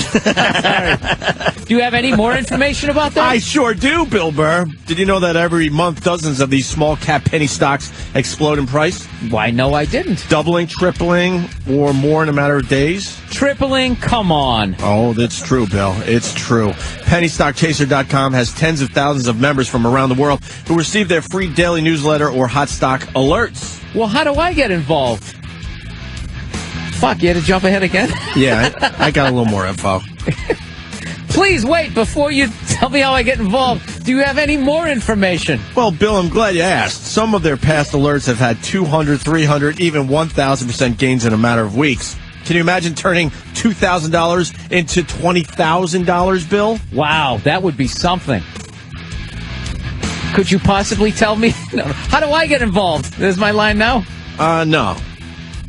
Can you tell me more? Oh, can you tell me more? All right, I'll tell you one more thing. Jesus Christ. This is oversell. They got their hot pick of the day, RGTX, which has moved from 12 cents to $1.38. Could have made money off that, Bill. Wow, I heard about that, too. For more than 1,000% gain in just 2 weeks, and it's still moving up. If you want to make some extra cash, consider penny stocks. Investing in the market is difficult unless you receive stock alerts and notices. For the latest and hot stock alerts, you should get the free emails from... PennyAlertStock.com. That was your only part. You were supposed to take everything you learned and show the teacher, I got the answer. What's the website? No, I was more thinking, how did I lose momentum? Like the first couple ad-libs were good, then the last one sucked, and I was just like, I don't know. PennyStockChaser.com, Bill. PennyStockChaser.com. That's that sounds, right. That's the kind of craps I play. I go to the nickel. Yeah? Yeah, over at O'Shea's. Where the hell's O'Shea's? Right next to Harrah's, right? Old Vegas? Where the fuck is Doug Stanhope? All right. Individual results may vary. There's no guarantee that past performance will be indicative of future results. Invest wisely. It's PennyStockChaser.com. Wow, memories, huh? We'll have to talk about that in a second. Hey, Bill, you like your AC/DC box set you got in front of you? Unbelievable. Even just how it looks like an amp right. is cool. Not looks like an amp. That is an amp, my friend. What do you mean? 1 amp of power. Yep. You can listen to the box set through that. Get the fuck out of here. Plug your guitar. Swear to God. Are you serious? It's only an amp, but yeah. It's 1 watt of power. 1 watt, I should say, right. 1 watt of power, the AC/DC box set. It's like an old Holy fucking... shit. Yeah. How cool is that? I was going to give that away to a friend of mine. Now I'm not. Hell no. Keeping that for myself. Thank you very much. The AC/DC box set is really cool. What is it? Rarities, all their shit, DVDs, a little of everything, right, Danny? Oh, there's tons. You got CDs, there's an LP, there's like a huge coffee table book going on in there. It's really cool. We should give one away. Definitely a must-have for any AC/DC. We got our phone number up on the pad data somewhere? do. All right, just call that number. We'll give a random caller the AC/DC box set. Very cool. All right. And if for those of you who don't win the box set but you still want it, you could find it at acdcbacktracks.com. Strong. It's, the collector's edition is 3 CDs, 2 DVDs, and 1 LP of rarities. Okay. It's pretty cool. Cool. That's for the people that sat through the break with us. Thank you. Dr. Steve, how are you, buddy? I'm well, my friend. How are you? I'm well, my friend. That's very another cartoony voice. Can't help it. I have ominous news. I hate to tell you this. Did you look at Doug Stanhope's belly button? No. I don't really, here, it's just an umbilical hernia. Oh, yeah, it sure is. Can I touch it? Yeah, sure. Is it reducible? Yeah, it squishes in, if that's what you mean. Okay, yep, that's what I mean. When does that? Yeah. When did you first? Was that not gross to you? At what point did this become? Yeah, can I touch it? Like that was the last thing I would have. Like that's the last thought that would come into my head when I saw that. Were you once an intern like Evan who went ew? Like you're fucking everything up, man. Don't go ew when you're touching a gross belly button, man. Yeah, they pretty much beat that out of you the first year of medical school because you start working with a cadaver. And just the mere fact that he's alive. The mere fact that he's alive makes it not gross. Wow. So is it anything? Could anything go wrong with this? I'm assuming you were born. We normally see this in babies. Okay, yeah, well, I know when I was a baby they had to like tape a $50 over my belly button, and it's always been kind of an outie. Yeah. So, but yeah, it's getting bigger as I get fatter. Yeah, absolutely. So Basically, what it is there's abdominal muscles there that are supposed to be knitted together, and there's a little defect in there, and then the fat from under there will work its way through, and then become sort of this balloony looking thing called an. So this will continue to get bigger and bigger. It can over time, and also if you get bigger yourself, that defect will get bigger. All right. And the only thing that you worry about is if you start getting intestine in there. Because if you get intestine in it and then it twists, then that part of the intestine can die, and then you'll fill up with shit and explode. You're next. Yeah. All right. So really, that's so can we pop that shit? No. You don't want to pop. No, it's my guts forcing their way out of my. Fuck, Doug. You gotta take care of that, I think. Yeah, it can be fixed Bill surgery. Burr's father linger longer? Yeah. Little callback. Could your father take care of this one, Bill? No, he's not. I don't think he's trained for that. So now, would actually getting better abdominals, would that help or hurt it? Like doing a sit-up, would that actually help strengthen it, or would it force more guts through my belly button? Although I'm usually in favor of vigorous exercise, this is one case where if you did a lot of abdominal exercises, we're all looking at your gut you're increasing the pressure. All right. You're increasing the pressure on the other side, and it will push through. So you'll notice that if you do sit-ups, it'll be more prominent. All right, and so it's probably not really no exercise whatsoever is the best way to treat this. I'm just saying it'll make it more This prominent. is the doctor that I'm always... How much would that operation cost? Like what, $785 million at this point? I'm thinking about $3,500 if you were paying cash, but I'm not a surgeon, so... Can you pay cash and keep it off your record? Is there a way to pay? Well, what do you mean by keep it off your record? Give him a fake name. Like, hey, I'm fucking John Doe. What's it your business? I'm paying cash. There will be a record of it, but whether it's searchable or not, that's a whole other thing. I don't need make ID. a record of it. Like, I don't need to show a passport to get surgery. You pretty much. I mean, the protocol is that you go in, you show your ID, and you give them your insurance information and all that stuff. If you don't have insurance, they'll still get your Social Security number. Now, why is that any of their business? I've never figured that one out. Because to be honest, doing all this shit in Costa Rica from now on. It's one number that identifies everyone. So we need another number, is what we really need. Yeah. Can you say Harvey Dent can be trusted? Harvey Dent, Batman. Let's go. Yeah. What about him? You sound like Batman. Say Harvey Dent can be trusted. Yes. Catwoman.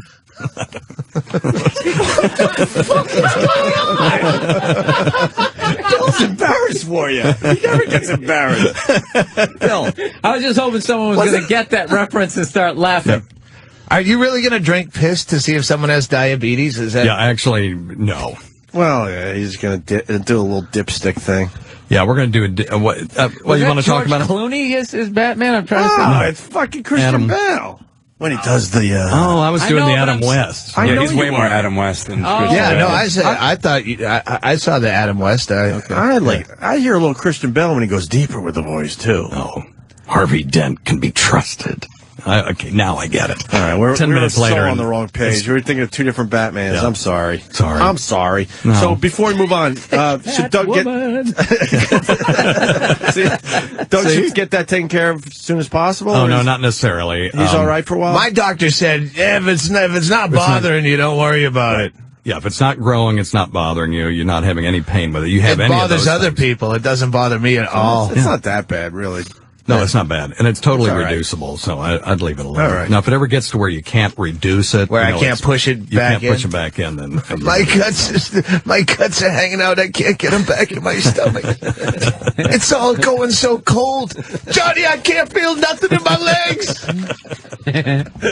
that would be an indication to get it looked at. Yes, it would. I don't want to, it's enough of my belly button. If you're going to drink piss, you wanna I see don't this? want to slow up the parade. Okay, I want to see. No. Are you sure this isn't just something he's into? I can drink piss and see if you have diabetes.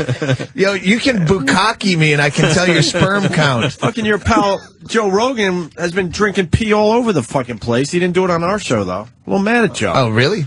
Yeah, fucking Joe rules, but he went Drinking his own piss? Yeah. Why? When he comes in here, he didn't do it. I'm like, what the fuck, Joe? Why is he doing that?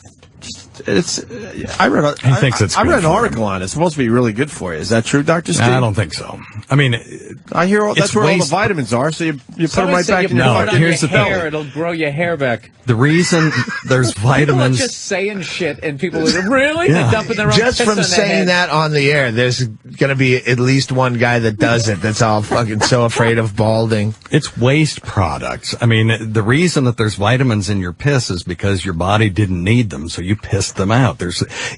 So why force the issue and re-drink it? Doesn't your body? That's go what I'm like, I saying. just No, fucking got rid of this. it's crazy. And there was this boxer that just fought recently, and that was part of his training was that he would drink his own urine because he wanted to quote unquote reclaim these vitamins.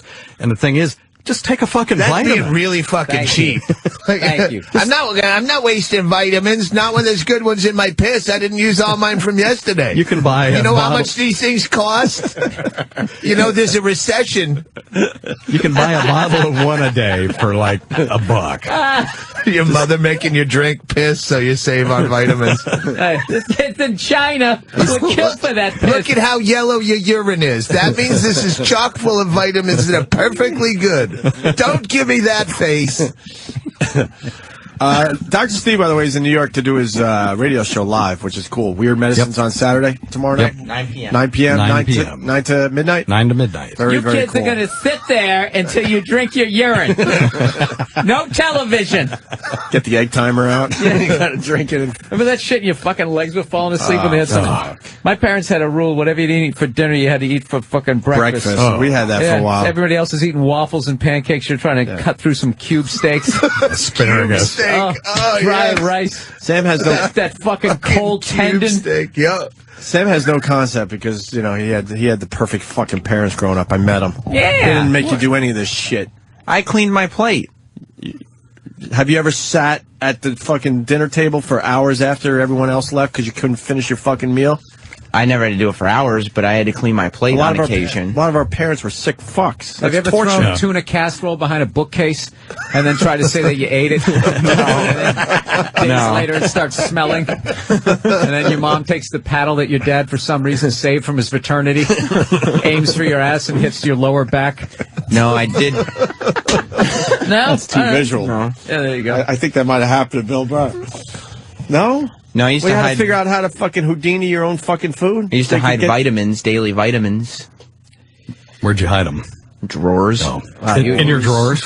You were out of control, man. I got a little crazy when I was a kid, but I'm over that now. I've met his parents, trust me.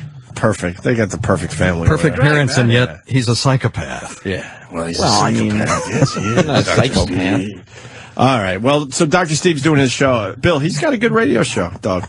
Weird Medicine. Yeah, it's fun. It really is. Because people call up with the most fucked up shit, and he has a way of dealing with it and making it interesting how do you and kind of find, funny and shit. How do you find those doctors that are like, the one I was telling you, like they have like the stem cell crystals. Oh, that's not even like approved. Yeah, you find them on the internet because some of them are nuts, and some of them there may be something there.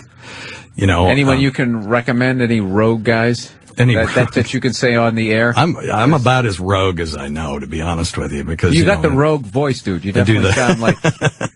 Do that. We're going in. I mean, this is no we have landing lights, no parachutes. Fuck yeah, man. Well, we've got the only uncensored medical show in the history of radio that I know of, right. And it's not so much censorship has fucked up so many good medical radio shows. Well, good point, Doug. Good point. No, he's got this underground. Get that for half a second. It's not so much that we're dropping F-bombs, it's that the audience can call in and ask anything that they want to ask without any regard to content. You know? Yeah. If I fuck my girl in the shitter too many times, is her asshole gonna fall out? Oh yeah, so you heard our first show. He's got a fucking following, man. God bless him, man. Hey, I got a medical question. For real? Yeah, it's Butters related, of all things. By the way, Butters is obsessed with making me one of those fucking necklaces, and I haven't been able to get back to him. Are they good necklaces? I have no idea what it is. It's probably some fucking... He keeps emailing me, and he wants this... I go, just make me a necklace. He goes, no, I need your measurements for a fucking necklace. Yeah, he's an odd kid. Well, just make me a necklace, Butters, and I'll be happy. We had a UFC, the last pay-per-view. We had a party at the house, and Butters comes over, and at some point everyone's joking around, and it's after the fights, and it's all fucking testosterone driven drunk talk, and someone made a joke about Kegels, and the fucking exercise a woman does for the fucking listeners to get her pussy tight after she has a kid, and someone and Butters goes, "Oh, I do Kegels all the time," and the party stops. Of course. Like, do you even know what you're talking about? He's like, yeah, the exercises, and I don't know if someone was putting words in his mouth, because he kind of like you do ass Kegels? What you trying to keep your ass pussy tight, Butters? Don't want to get all loosey-goosey down in your shit pussy. And he said it was like, and it was someone goaded him into saying it, I think, but he said you do that to stop from coming too quick. Yeah. Is that actually a medical thing? There are people that feel that helps. And what you do is if you're doing it at home, you masturbate and then start doing the Kegels at the just before you start to ejaculate. All right. And you can put your thumb over the pee hole too, just to give you an uncomfortable feeling. It's not so much Is this Top Gun jacking? Yeah, I get it. I get it. It's visual, but it's awesome. And then you can back off. Watch the canopy goose. Doug Stanhope gets visual of the day.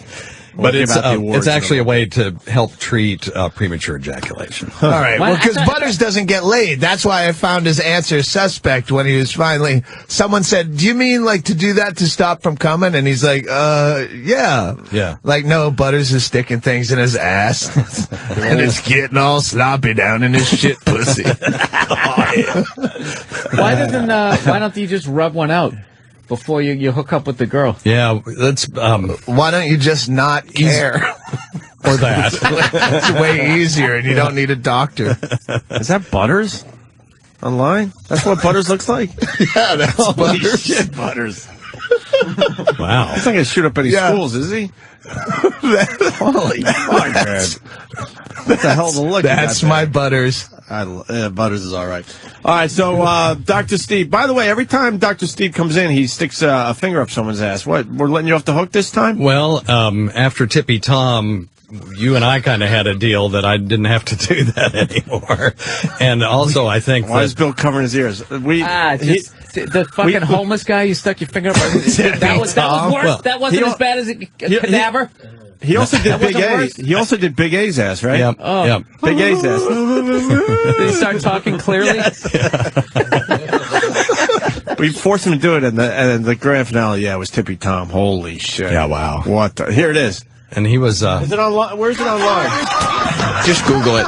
Tippy Tom prostate. Oh, check the asshole out. Tom, you want to tell us what's going on? Ow, it hurts.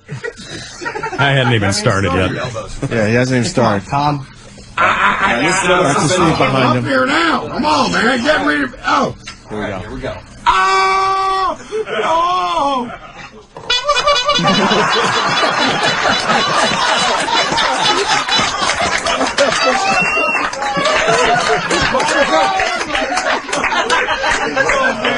Wow. Your prostate is normal size. Amazingly. Normal on it at all, and we're checking you for blood right now. Oh, that's the most. You got to pull some blood out of me, man. No. We're checking what we got out of your rear end. Oh, you get it from where? That's hilarious. We hope we don't find Yeah. I missed that old fucking. Did you find anything wrong with Tippy? Well, it's a miracle! Oh, yeah, we found something wrong with Tippy Tom. He's no longer with us. Oh, really? Yeah, he's fucking dead. Sucks. Less than a year after I proclaimed him perfectly healthy, too. I might add. That's good to admit to two countries, Dr. Steve. No, he passed in May, I believe, right? Yeah. Somewhere around there. What did he die of? Just being outside? I don't even. He fell, and he hit his head when he was drunk, and he just didn't get up. Last time we saw him, his legs were like twice the size. We all were like, oh, fuck. This isn't going to end well. And Dr. Steve, and to give him credit, tried everything to get the guy, a little healthier. Got him. Yeah, we got him hooked up with a clinic and clinics and doctor's appointments, and he went to some of them, right? He refused. Oh, he did? Yeah, he refused in the end to go. All right, is a guy like that, was he ever normal? Was he just like a regular dude? We got to know him pretty well, yeah. He had left his family and everything. He had a business. He had a business in Reno. What was happened? Some fucking house painter or something? Yeah, like cleaned windows and paint. Yeah. But do you think he was a normal guy that could have sat at this table and conversed like we do? Because I'm a drunk, and I've been drunk every night for 25 years or whatever, and I mean, how do you become that guy from us? Yeah. Like, I've tried hard, and I'm still a normal, functioning human being. How do you go from having a wife and a family to being on a radio show, homeless with somebody's He had a wife and family that were fucking a Cops episode type of wife and family would be my guess. I don't know him personally, but anyone like that. Is it the gene or something? Well, there's grades of addiction. There's no question about that. And there probably is some genetic component to it because if you have an alcoholic in your family, you're more likely to be an alcoholic. You're not doomed to be an alcoholic. But we're learning about receptors in the body, and the people that become the crazy alcoholics tend to not produce a certain receptor in the body as much as quote-unquote normal people do, and so they're more prone to, and it's a pain and pleasure receptor, so they're more prone to alcoholism. So, but I'm saying the sober, that guy's would still be somewhat of a punch drunk, a dummy. He was pretty fucking funny and quick. That Tippy Tom, for real. He had timing. Did he grab the horn? Yeah. Oh yeah, he did all that on his own, man. He had comedic timing for real. The guy was fucking funny. Oh, that was hilarious. Yeah, fucking funny, man. Tippy Tom was... and those were Anthony's, and Anthony, there's a young fucking Tippy Tom pic. I know it's radio, but for Doug. Looks pretty fucking... You've seen that guy a million fucking times, right? Yeah. Let me see that million fucking first one. times you've seen that guy. Just hanging out on a fucking pier with a beer. And a cigarette. That's not even that long ago because he's wearing a South Park t-shirt. Yeah, so... He went bad, like, quick. Yeah. 10 years, he went from that to, dying alone on the streets in New York City. Jesus. Yeah. Probably. You know what? If you're going to die in any city, this is the city. There you go. Fuck I wish I was dead most of the time out here. All right, Dr. Steve, so we're not doing the fingers up the butt this time. What do we got? Yeah, I wonder if we even could do it in this environment over here now. Oh, shit. No shit. We were checking people's prostates. I'm going to tell you, I'm going to preface all of this, that I pitched this, to Steve 3 months ago. And they've been fucking dealing with this for 3 months. Approved it. It's a dumb little bit. Last night at 9 o'clock with all these stipulations. I had to write an email. Thank you so much. I learned from Evan to try to throw out big words like that. Stipulations, and I fucking nailed it. They waste their time with this shit. It's an easy, quick bit. Just shut up. It's satellite radio, and it's a doctor. And so all the fun's... Why did it take 3 months? All the fun's been sucked out of it, but we'll do the best we can. Oh, really? Well, don't you think? But, we'll see. Nah, I think there's some... We'll let the audience... Yeah, there's some potential there. So what are you going to do? Well, what we're doing is I've got some of my folks from Weird Medicine, and 2 of them are diabetic. And in the old days, like in ancient Greece, and I'm sure Hippocrates did this, they would notice that certain people piss like racehorses, and they called it diabetes because that's Greek for siphon. So, and the only way that they could tell the difference between people with high blood sugar and people who had brain tumors that made them piss like a racehorse was to taste their urine. And they called diabetes with sugar in it mellitus, meaning tastes like honey. And then they had the stuff that tastes like water, insipidus. So there's diabetes insipidus and diabetes mellitus. So, and those names have been carried we still use those names today. But that's where the origin of those words were. Now, up until about 100 years ago, maybe it was 50 years ago, doctors still tasted urine. Is there going to be a pop quiz? You bring so much class to a piss-drinking gag. I know, what the fuck? All right. I just got that feeling I'm in biology class again. Well, I'm just setting up the history. So, mellitus means tastes like honey. And so up until like 50 years ago, doctors still tasted urine to see if their patients were diabetic. I would just love if we could just smash cut to us in a bar, being drunk, trying to act like we read what he just said. The Greek word diabetes. Diabetes insipidus means that's like when you piss like a racehorse, lady. We've been using it for years. Sorry, go ahead. You want to make out? Yeah, exactly. So, one of the reasons that we developed physician's assistants was so that we didn't have to taste the piss anymore. So I've got my assistant here, Double Vasectomy Todd from the Weird Medicine Show, and we've also got PA John, and he's coming in. We've got a lawyer just to make sure that we don't do anything untoward. Just for a quick backstory, double vasectomy. His tubes were so vigorous that took 2 vasectomies to take care of him. Hey, so that's his radio name. All right. So this is Todd, and he'll be our tester today. And he's going to play the part of the old-timey doctor. What the fuck? And we have Pat and everybody else has given urine samples, and they're in marked. So, Todd, what do you do for a living? Funny you should ask. What the? Big A's here too? Yeah, Big A's here. This? Oh, yeah. Well, we just figured Big Ap's got to be funny. Right. So we got Big A, 2 controlled diabetics, and then Pat from Moonachie, who is an uncontrolled diabetic right now. We're working on that. Okay. And he's going to be our test subject. So what the trick is that the dude with the sleeve is a fucking doctor? No. He's an old-timey doctor. He's a barber, actually. They were the original doctors. But you taught him so. what to taste for? Yeah. Sure. I mean... Why don't you fucking taste this? Because, like I said, that's why we invented physician's assistants.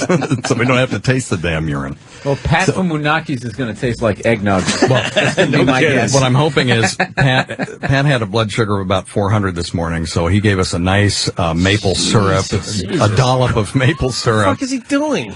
And then we're going to work on... I'm pretty much paying... human IHOP. I'm pretty much paying for his medical care at this point. Yes, you are. Then fucking do the right thing, Pat. And by the way, you won the Weird Medicine... I'm actually a good guy. That was stupid.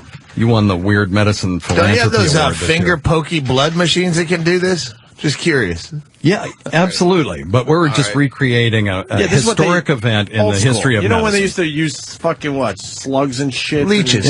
And all that crap? It's like when you go to... I still use them. It's like when you go to... homeopathic. It's like when you go to Sturbridge Village. Yeah.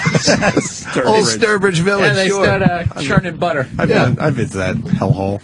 All right, can we bring in the Big Egg and all those guys? Yeah, absolutely. Sturbridge Village reference. That's a great reference. So what we're going to do is... reference of the day, Bill. That's only because I knew he was from Worcester. Oh, all right. Double Vasectomy Todd doesn't know which one of these samples has How did sugar. they know the first one didn't work? Did you blow out a kid accidentally after the first vasectomy?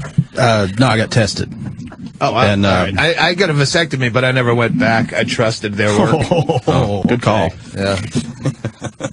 They kind of shied me away. After. Everybody looks bring like their famous people to me today. bring your samples over Hey, here. Dr. Steve, shut up for a second. Bill Burr, what? Everybody looks like famous people today. All right, who do you got? Big A looks like retarded James Gandolfini. No? Isn't that an oxymoron? We think he looks like the Penguin. Urine. I thought you wanted sperm. He looks like the Penguin from the Batman movie. When fucking Danny DeVito. I just see the Tor Johnson. Tor Johnson is Big A, yes. Very good. So everyone is handling in their urine samples? Yeah, I'm missing some. Who the fuck filled it all the way to the tippy top? You don't need that much. Bill, could you go over there and check out the urine samples? Not at all. Check his prostate, because maybe he couldn't cut it off quick enough because he's getting an enlarged prostate. So jam your finger in his ass while you're drinking his piss. Oh, if you want to see it, we can just do for that his for you, own. dog. That's fucking gross, man. Big A, how you doing today? All right, Opie. Not bad. Yeah, not bad. Good. Yep. All right. And Pat? What's What's up? Oh, nothing. Yeah. See my black eye? Yeah, what happened? Other eye. Did he just point at the wrong fucking eye? Yeah. I'm Lee Heavy Oswald. No. What? Lee Harvey Oswald had a black eye when Jack Ruby shot him when he was saying, "I'm just a patsy." I thought I'm sorry. I had to dumb it down for this room. I thought you said Leaf. Leaf Harvey. My cat, actually, she was whining for me to pick her up. Yeah. And I usually just kiss her on top of the head. And she usually puts her head down for me to kiss her. This time she just whacked me in the, like, right below the eye. Wow. Okay. And then it just, What'd you do to the cat? Fucked her. What else? No. No, I just put her down. You didn't swing it around by its tail? Bad. No, she didn't know what she was You've doing. met these guys, right? You've met Pat and Big A? Yeah. Big A? Big A, what, why you have a button on? What's that about? Weird medicine. It's a weird medicine button? He's wearing a weird medicine button, and we were... How the fuck does he have more fucking merchandise than the Opie and Anthony show? Well, fucking... magnet. All right, I'll put this somewhere. Okay, we're testing the urine. How about Jackie Gleason? Wait, we're testing already? No, I'm just testing it while you're talking. What we're looking for is to make sure that none of these samples is dangerous for double vasectomy Todd to sample. So we're testing for glucose, protein, and white blood cells. So if anybody has white blood cells in their urine, we're going to kick out their sample. And why would that be bad? And then all of a sudden that It'd guy be a has sign of infection. And that guy has to leave wondering what the fuck he has. That's great. That's great. Right. So P.A. John and I are doing this. Who the fuck's P.A. John? Come in. He's on the show, Weird Medicine. Yeah, you know P.A. John. He remember assisted you. me What's up, with Tippy Tom's Yeah, prostate. sure. And who's the other guy? You just met him? Okay, that's this guy. Rob from Bingo, Elizabethton. you can peek through the corner of the curtain and not miss this. Rob from Elizabethton is our version of Stalker Patty. Why is he? Well, he started emailing me and emailing me and Great emailing way to me. put it, Steve. Oh, you're a stalker? That's cool. And then I never thought of myself that way. And he's Mr. Nervous. Stalkers never do, yeah. He's very nervous, Bill. He's very nervous. What are you nervous about? Who, me? Yeah. Nothing. There's only a million people listening right now. Demeanor. Pat. Few million people listening That's right right. Are you a big Yankee fan, Pat? What's that? Yankees? Yeah. Yeah, why? Not a big fan. My brother was a big fan of Yankees, and I hate my brother, so... Yeah. But I don't hate the Yankees. Okay. That's I usually don't really why you care. hate a team anyway, because you hate some fan of theirs that was a douchebag in a sports bar, and well, fuck the Raiders then. Yeah. I hate them forever because of you. Big A? Yankees fan? Oh, yes, I like the Yankees. Yeah, you going to the parade? He's wearing pinstripes. Probably not. Well, yes, he is, Pat. Yes, he is. All right, Dr. Steve's testing the... Yep, we've tested the final sample, and there is one that has a particularly large amount of sugar in it, and then the other three don't. And everyone is still good? No infections? Yep, no infections. All right. Who could that be? All right, so we ready? Todd? I guess. We need to get Todd on mic. All right, so... Ready as I'm going to get. You're going to be tasting the urine, and then you're going to be able to tell who has diabetes. How many people have diabetes in this room right now, as far as the samples go? Yeah. Now, only one has diabetes. I know. These two are type 1 diabetics, and they're under control. They're both on the insulin pump. Nice. And then Pat is not. So we're working with Pat on his. But today, yeah, I think he skipped his medicine last night. Yeah. Doctor's orders. Dr. Mengele. All right, how many samples you got? We got 4. Where's the 4 people, though? This is the least confident 4 people raise your hands. of any joke ever. Oh, okay. Big A, Pat, and 2 your guys. Okay. Okay. All right. So we're going to do the first sample. We need, and there's some wipes over here. Yeah, please. For you to cleanse your palate between dips. Better get a bucket. Hey, when we're done, can we do like a Gatorade dump over someone's head with the remaining samples? Weird Medicine this Saturday night. Can you win at this game? No, this is a lose. Everyone but me can win at this game. Let's fucking bet on this at least. Are you serious? Okay, you want to bet on it? Let's have some money. All right. It's too. Wait. How can we bet? Well, you obviously Doug, you're a gambler. How do we figure this out? Let's get some betting going. Yeah. We know the one is Pat's. He doesn't know which sample it is.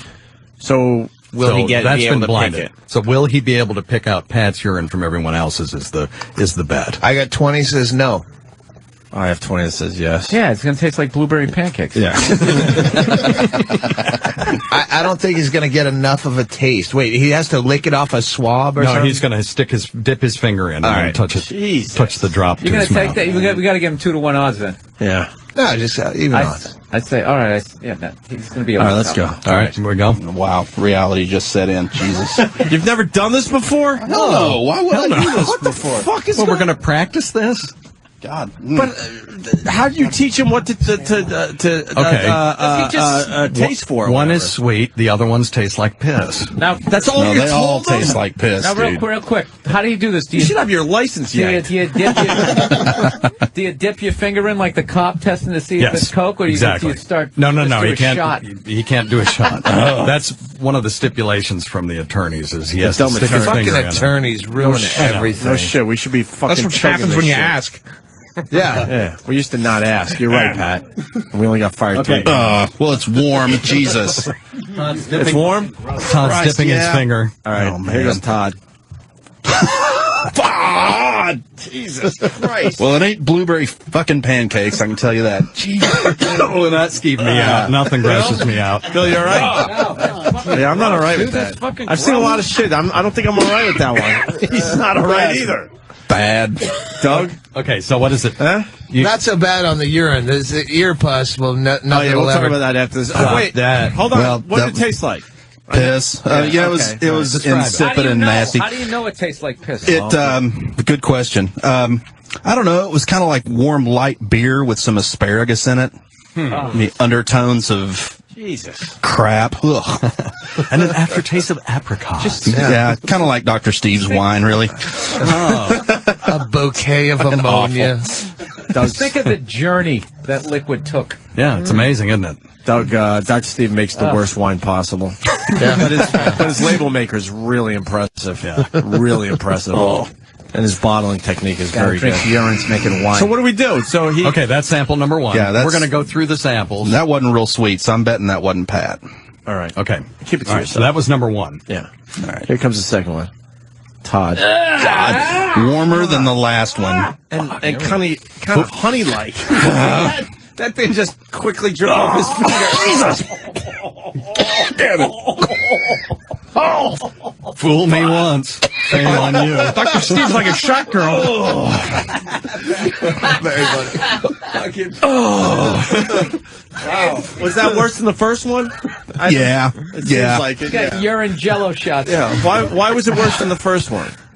The first one might have been the worst because I wasn't expecting it.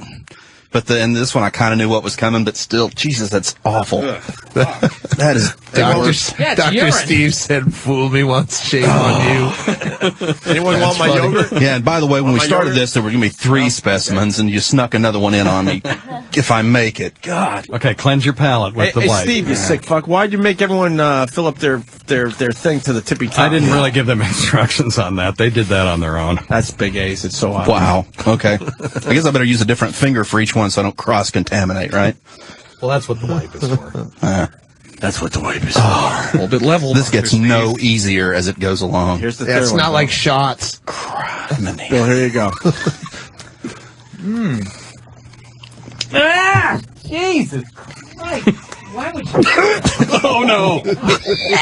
Uh-oh. Better get a bucket. Winner. No, I'm all right. Tell me. There has been nothing sweet on my palate yet at all. Okay. So unless the last one is Pat, Dr. somebody's winning $20. Yeah. Can he taste that one again? Because it looked like. No. I'm Come not on, sure. dude, there's money on the line. You got to do it again. We got money. Yeah. I'm not sure if he actually really. It ain't my money. If you threw up a little bit in your mouth, it kind of queers the whole test. Yeah. No, I didn't. Are we going back to the third sample? Sure. Yeah, go back to the third sample. I think we all saw in the room. I don't know, if that one was accurate, right, Doug? Right, the acid in his mouth. God, so this is third again. Yeah. Maybe not. Yeah, just to make sure you got it right the first time. That's right. Fuck you. This is for the wine joke, isn't it? You should go all the way to the bottom to see if Christ. there's any sediment.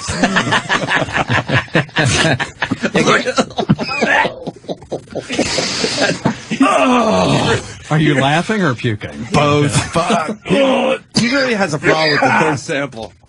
That's. Man. You'll All right, feel did better. you get that one? You know what? Feel like that's a good one. Just by watching the reaction, I'm going to tell which sample was each guy. Okay. That's what I do. Okay. Wow. Awesome. That would be Hold great on. party Without trick. seeing our taints? Yeah, hold on. So what would that make him medically? Second opinion? Boo. But that's okay. I'm a little You're off my tasting game. piss, so it's okay. Here comes the fourth and last sample. Trying to figure out who has diabetes by tasting their urine. You're in the damn it. money. You're in the money. Damn it. That was Pat. I'm betting that was Pat because it was just a little bit sweeter than Because the it rest was of the them. last. Yeah, you're right. The last piss you drink is always the sweetest. Did you taste a little onion in there? I had some onions last Oh, night. they all have onion and. Oh, Jesus. Okay, You so all right? I haven't even been able to look. I know, looked I see one that. time. he did 4 samples. 5. 5 samples. 3 he felt were not Pat's, and the 4th one he thought was Pat's. Well, pretty accurate because I'm going to say the fourth sample was Pat. By the reaction, obviously. Number 3 was so big A, and I don't know your two cohorts. Who's the other pisses? You? Yeah, raise your hands, guys. Let me look at your belly. All right, you were number 1, and then he's number 2. So how do I do that? What's his name? That's Rob. That's John. John was sample 1, and who? What? Rob. And Rob was 2. That's my guesses. I'm gonna switch that. I'm gonna say his was 1, he was 2. I'm with you on Big A and Pat. Okay. Initially, I was going to say, no, sorry to Todd, so he'd have to test the one again, but you already pulled that trick on him. Actually, who was number 1? Okay, so you were whoever got him as number 1 was exactly right. John! I could be a doctor. Let's go. I know I got all 4 now. Because that was the only one I had a problem with. You got it exactly right. And Todd detected. So we've proven that this is not a myth, that this was a real thing. Hold on. So who's number 2, Rob? It was me. And Big A's 3? Yep.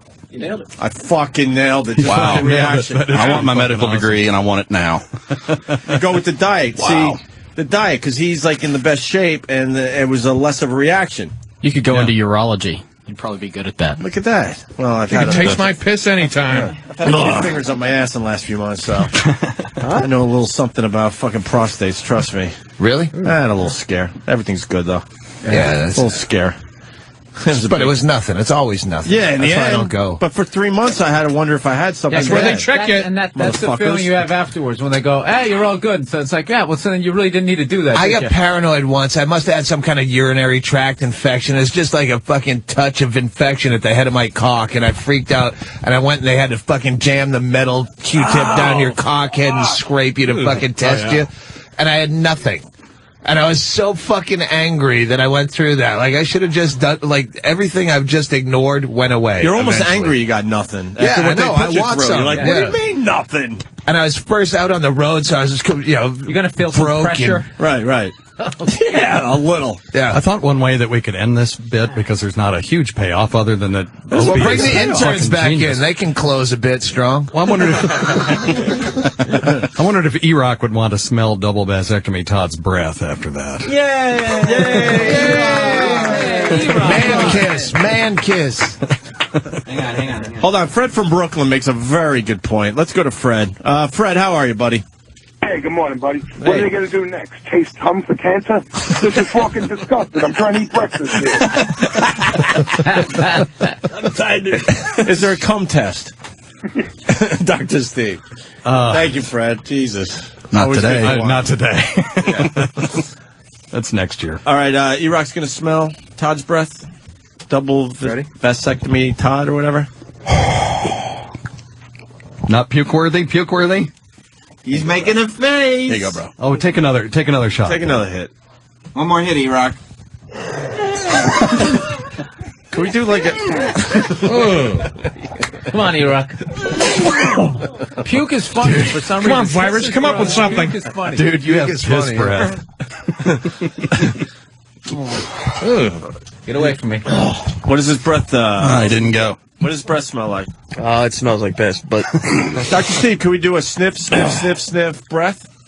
Yeah, of course. E-Rock, are you good for a sniff breath? As long as the lawyers are okay with it, because we're going outside the play parameters. 4-card Monty with the samples. Right. And do it again. That's a good point. 2 out of 3. No, it was very obvious. When did this shit come down on satellite radio with all the fucking lawyer shit? Like, see, when I this yell was and the scream, fucking they Wild think, West thank you, last Doug. time. Because when I yell and scream, they think I'm fucking nuts. Thank you, Doug. Well, for backing me up. It's frustrating as hell. I can't Is even it tell fucking you. corporate? Oh, hell yeah, it is. Excretory humor apparently can be considered still obscene even on satellite. And what the way it was explained to me is that they're worried about some attorney general in Alabama wanting to make a name for himself by saying these guys were, throwing urine around the attorneys studio. all worry about what might On the pay happen. service? Yeah, no, You've dealt with it, I know. Yeah. I know. Ugh. The Man Show, I can't even imagine. Fucking unbelievable. I can't even imagine what you guys dealt with.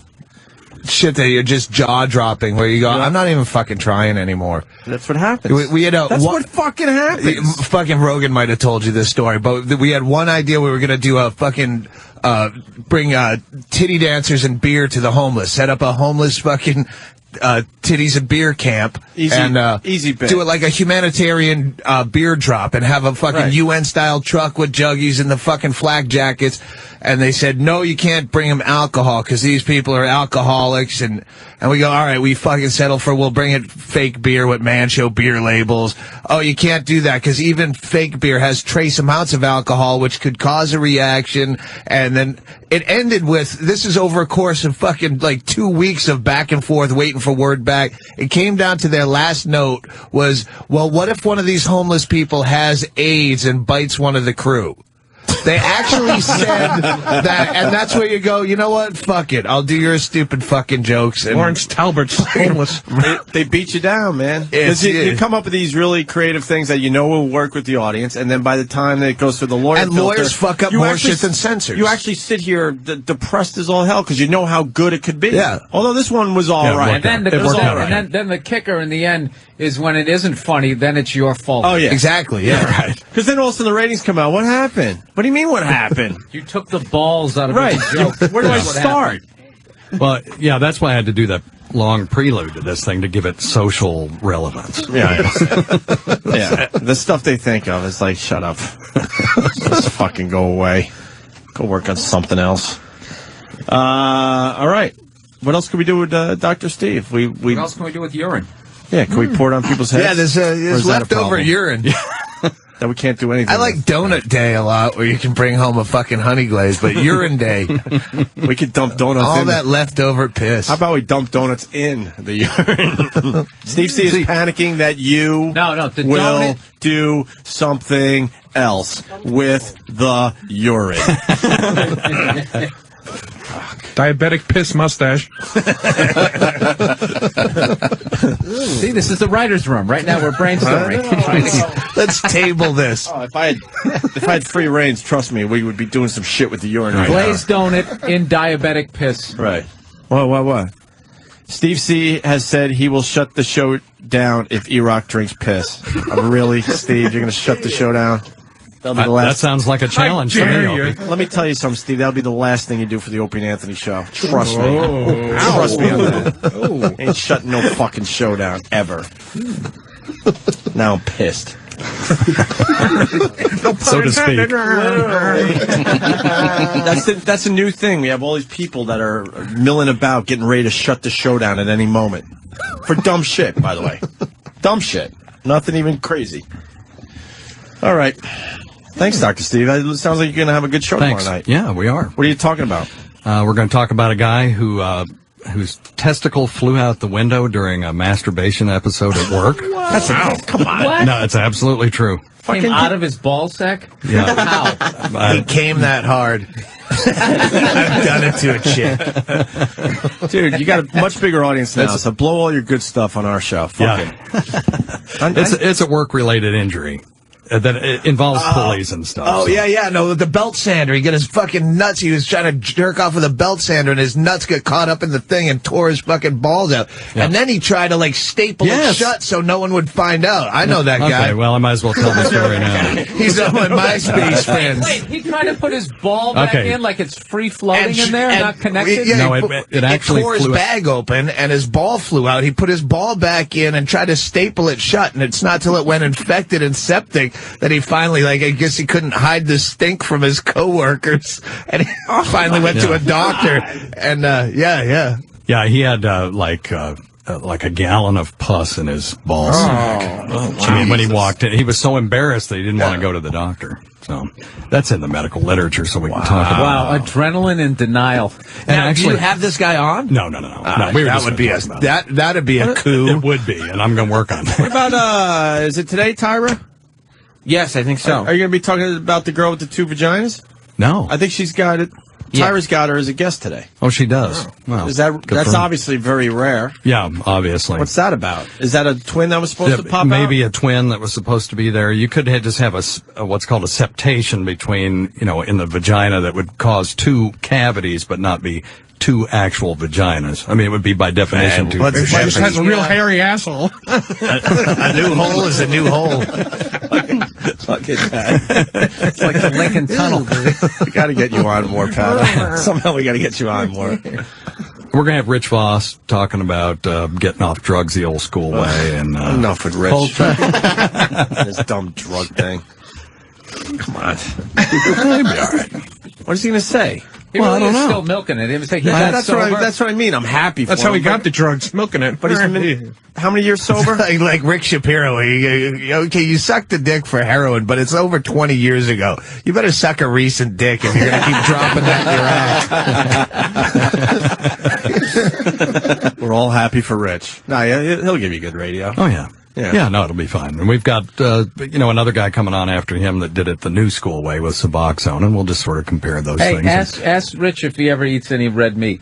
Okay. Just do that. Okay. That's a story he loves to tell. Okay. I haven't had red meat in fucking 28 years. So I get 5 minutes out of that. Okay, thank you. So he's coming in?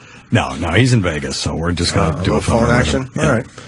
Yep. And then Big A's going to come in and get his his major malfunction diagnosed by a speech pathologist. What do you think it is? What do you think it is? Well, hell, that's why I have a speech pathologist, because I don't know. Because his brain's there. Yeah, no, absolutely. Totally there. Totally there. Plenty of blood. Look at the vein in his forehead. Fucking getting in there. I'm paying for their medical shit. When are they going to fucking What's start with the dropping bullfrog weight? gullet? Is that a problem? What's that? The bullfrog gullet. He had the neck skirt. Dude, he had a tumor removed from that, too. Oh, yeah? Remember that, Big A? Of course you do. Remember that? As I'm saying that, I go, tumor in my neck. I got to save myself by saying, of course you do. How big was the tumor? Tell Doug. I think it was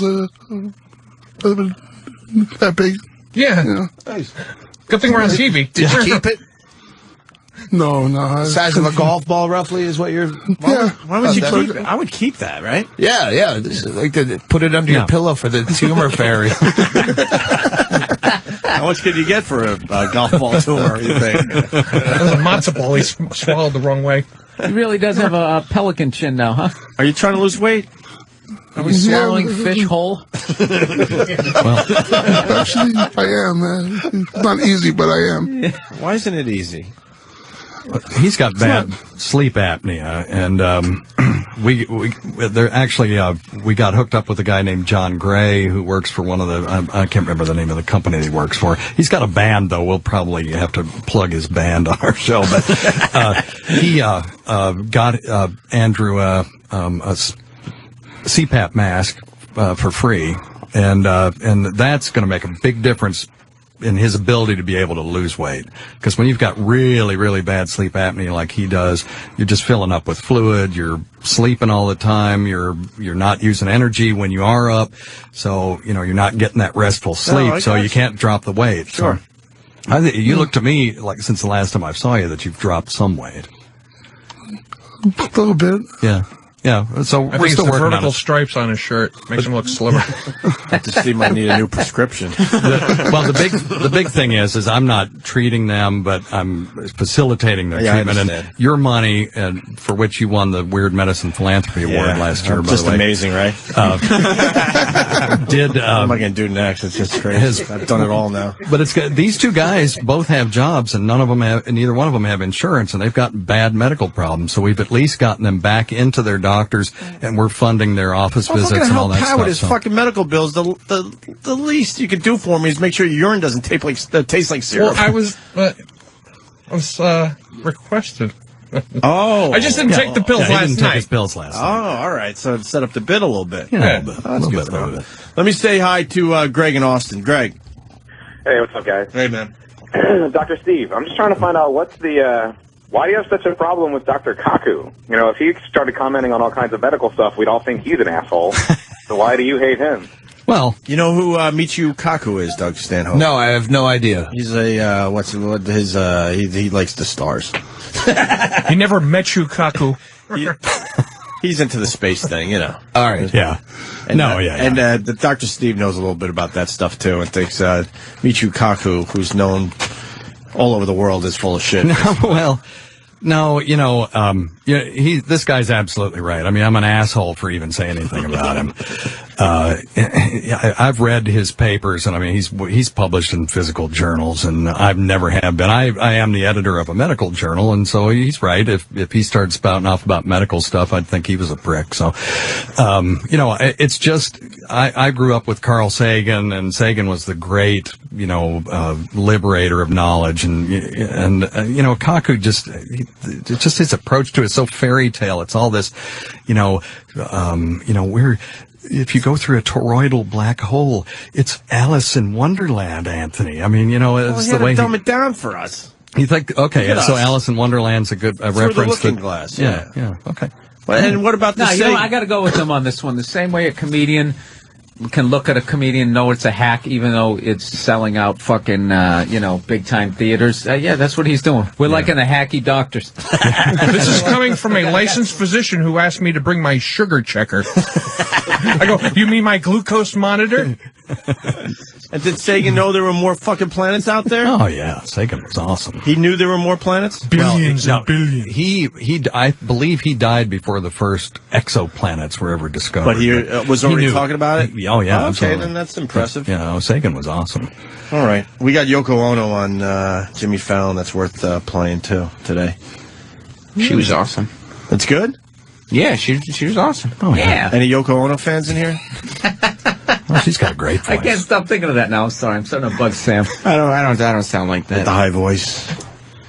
All right. You want to just play this? Yeah. There's too many people just staring at us. I know. I just didn't even realize that there's like 9,000 people in here. Almost 20 people in here now. We'll take our urine cups. and leave. Yeah, 3 cups of urine.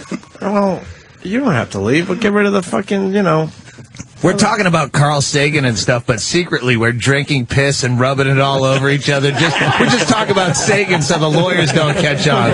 So they turn off the show and go bother somebody else. Like scooping up feces and melon ballers and throwing it around like high life. Fuck you, lawyers. We just won't say it. All right, we'll play some Yoko Ono from Jimmy Fallon. We'll have to stop this, obviously, but... With help from her son, Sean, and producer Mark Ronson, please welcome Yoko Ono, Plastic Ono Band, everybody.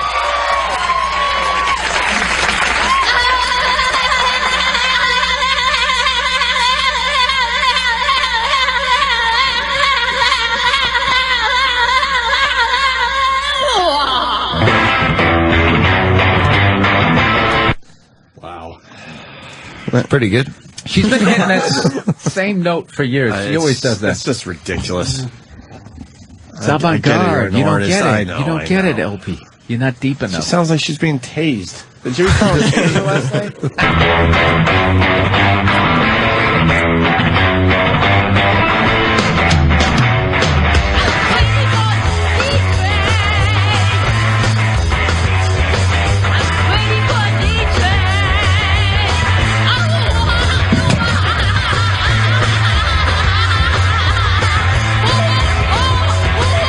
Wasn't a rock, it was a rock log star.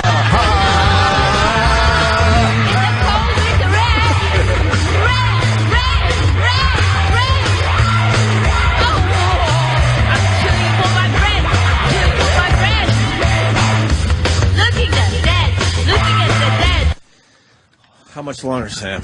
It's about 3.5 minutes. Shit. I saw Sean Lennon in concert. The guy could be amazing. He's got an amazing voice. He's really talented. And he's got a humorous fucking mother with this shit. Oh, is he in that band? Yes. Oh, he's a great bass player. Is he in the band, or is he just doing that appearance? He's helping her out. Because this is what she wants to do. Fucking Sean Lennon has a great voice. Sounds like John's voice. Maybe you just don't get it. I understand that. That's what it is. It's too highbrow for him. Exactly. How many fucking units do you think she's selling? For real. How many people are running to fucking iTunes for this?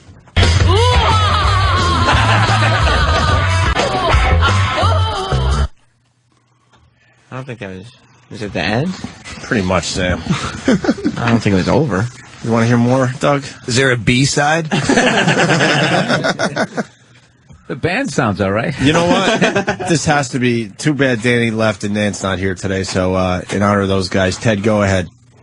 I would rather drink Big A's piss than listen to any more of this, but it sounds just like Doyle Hargrove's band in the background. Sure does. From Sling Blade. Yeah. It's the same. It's pretty much the same fucking beat. It is. You got that, Travis? He's working on it. The phone screener didn't tip him off, which he should have. Good. It can't get any better than that, Sam. We got to stop this. It's good. Well, I mean, is there a big finish, or is it going to be like the Evan fucking segment? Do you think there's a big finish? Do you think Yoko Ono is going to deliver? Huh? I think she plugs my gig at comics at the end. Oh, let's find out. Let's find out, Doug. What? She can hear her own singing. It's like a vicious circle. It causes her to scream, which causes her to hear her voice, and it just keeps going on. Did you ever watch Rock and Roll Circus? No. Get that fucking DVD. Jay Moore turned us on to it years ago. It's an all-star lineup, and Yoko wailing like that in front of who? Who was there? A lot of the Beatles, a lot of the Stones, Roger Daltrey. Was Hendrix part of that? I think Jethro Tull guy. Ian Anderson. Do you ever catch Paul McCartney looking at members of other bands like, do you see this? This is what, right. I'm going to play with these guys one more time on a roof, and that's fucking idiot. Right. It's over. It's over. Check it out, though, Rock and Roll Circus. Bill, there's clips, I'm sure, on YouTube. Check it out. You'll laugh your ass off. Can you look up the lyrics to this?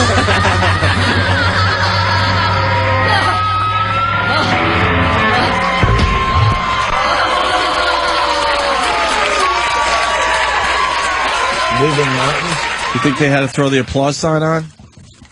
I think you just had a TV taping and you just fucking go with it. Yeah. Wow. The moaning part was my favorite part. 7-year-old woman. She's feeling the music. Yeah. You know, it's moving through her. All right. Her voice is just another color on the canvas. Wait, you got the lyrics? Doug, you want to do the lyrics of this song? Is there any lyrics? No lyrics. They're cleaning up urine. Let it be known they're fucking scrubbing up urine from everything.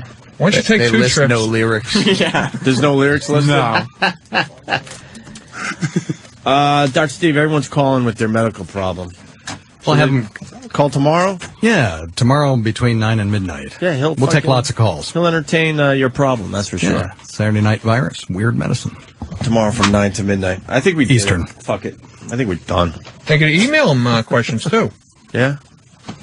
Yeah, that's true. drsteve202@gmail.com. And if they can't get on tomorrow night, we're still going to be doing our show from my house on a bi-weekly basis, so people can call in and leave voicemails. And I'll give out that number tomorrow night. And promote your Twitter. Oh, yeah, at Weird Medicine. Yeah.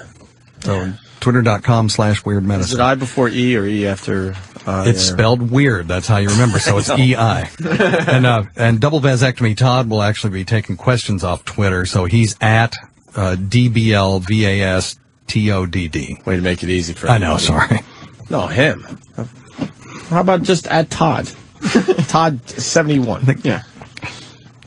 Well, did they do the second one free? Vasectomy? Oh. No. No? Yeah, you would think they would. Oh, they blamed you? Yeah. Yeah. Did you have another kid that you didn't want?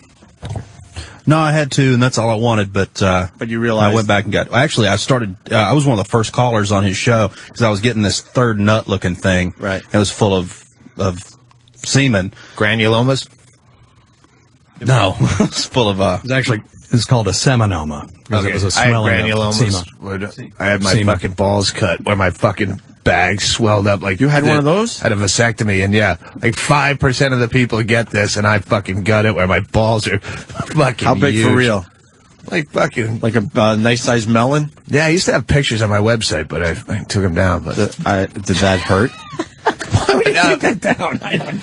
How many weeks were you wearing PayPal cut me off for a fucking long time. It was absolutely terrifying because all you could think about was your balls. Like you're just worried about like you don't even make fucking awkward looks to strangers because you're afraid they could kick you in the balls. Like you're thinking that many steps ahead of how your balls could get hit right now. Yeah, you never think about your balls no till way you were wearing sweatpants the whole fucking time and slacks. Yeah, it was. Yeah, it was probably a week or so. It wasn't an extraordinarily long amount of time, but... Dressed like a soccer mom.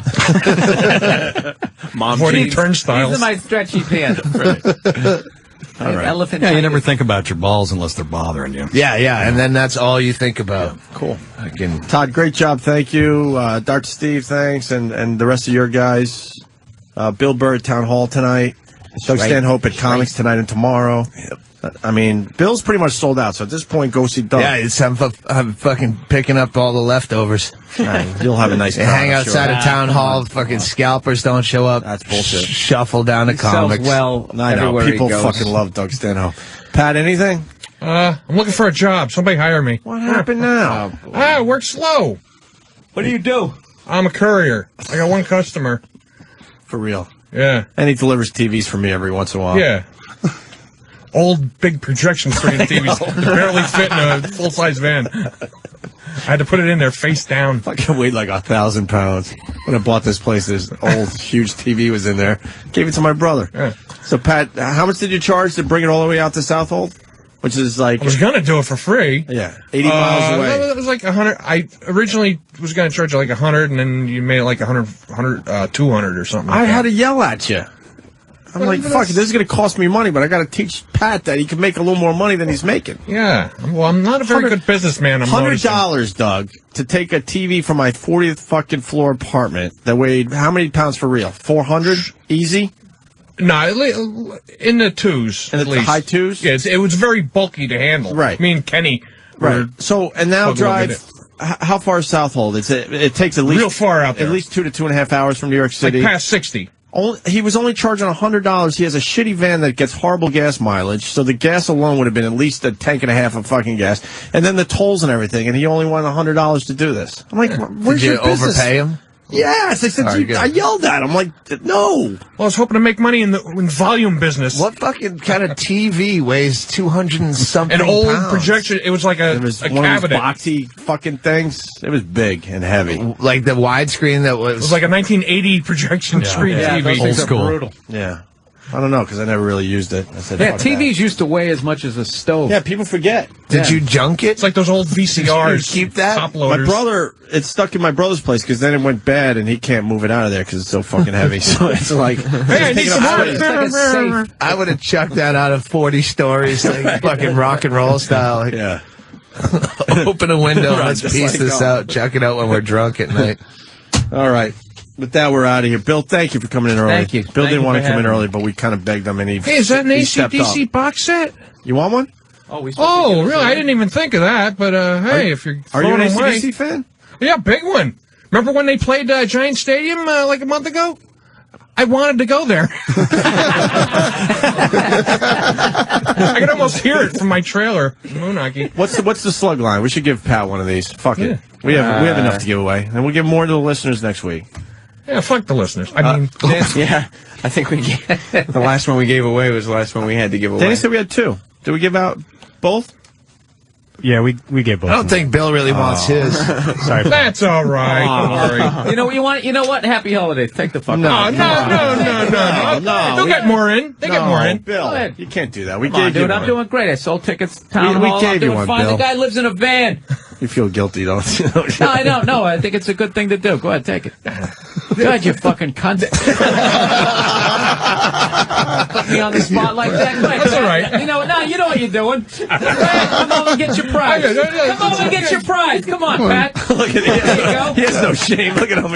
He's walking right Make over. some guy drink your piss and like, well, Yeah, there you go. add some insult to injury. Enjoy it. Hey, whose 20 is that? Don't I might have fallen out of my pocket. Enjoy the AC/DC box set there. Maybe my landlord will take this for rent. It's a great box set if you're looking for Yeah, it's cool. for something. Does this amp work? Yes, it Has to be does. somebody. Wow. Yeah. So 1 amp. 1 watt of power. 1 watt. 1 watt of power this. What did you say? All right, we're battling. Ron All right, Fez give me it next. Give it back, yeah, give it back. The Watt joke just fucking sealed your fate. We'll see you guys Monday. Thanks for listening. We appreciate it. All right, man. Have a good weekend. Cat 1.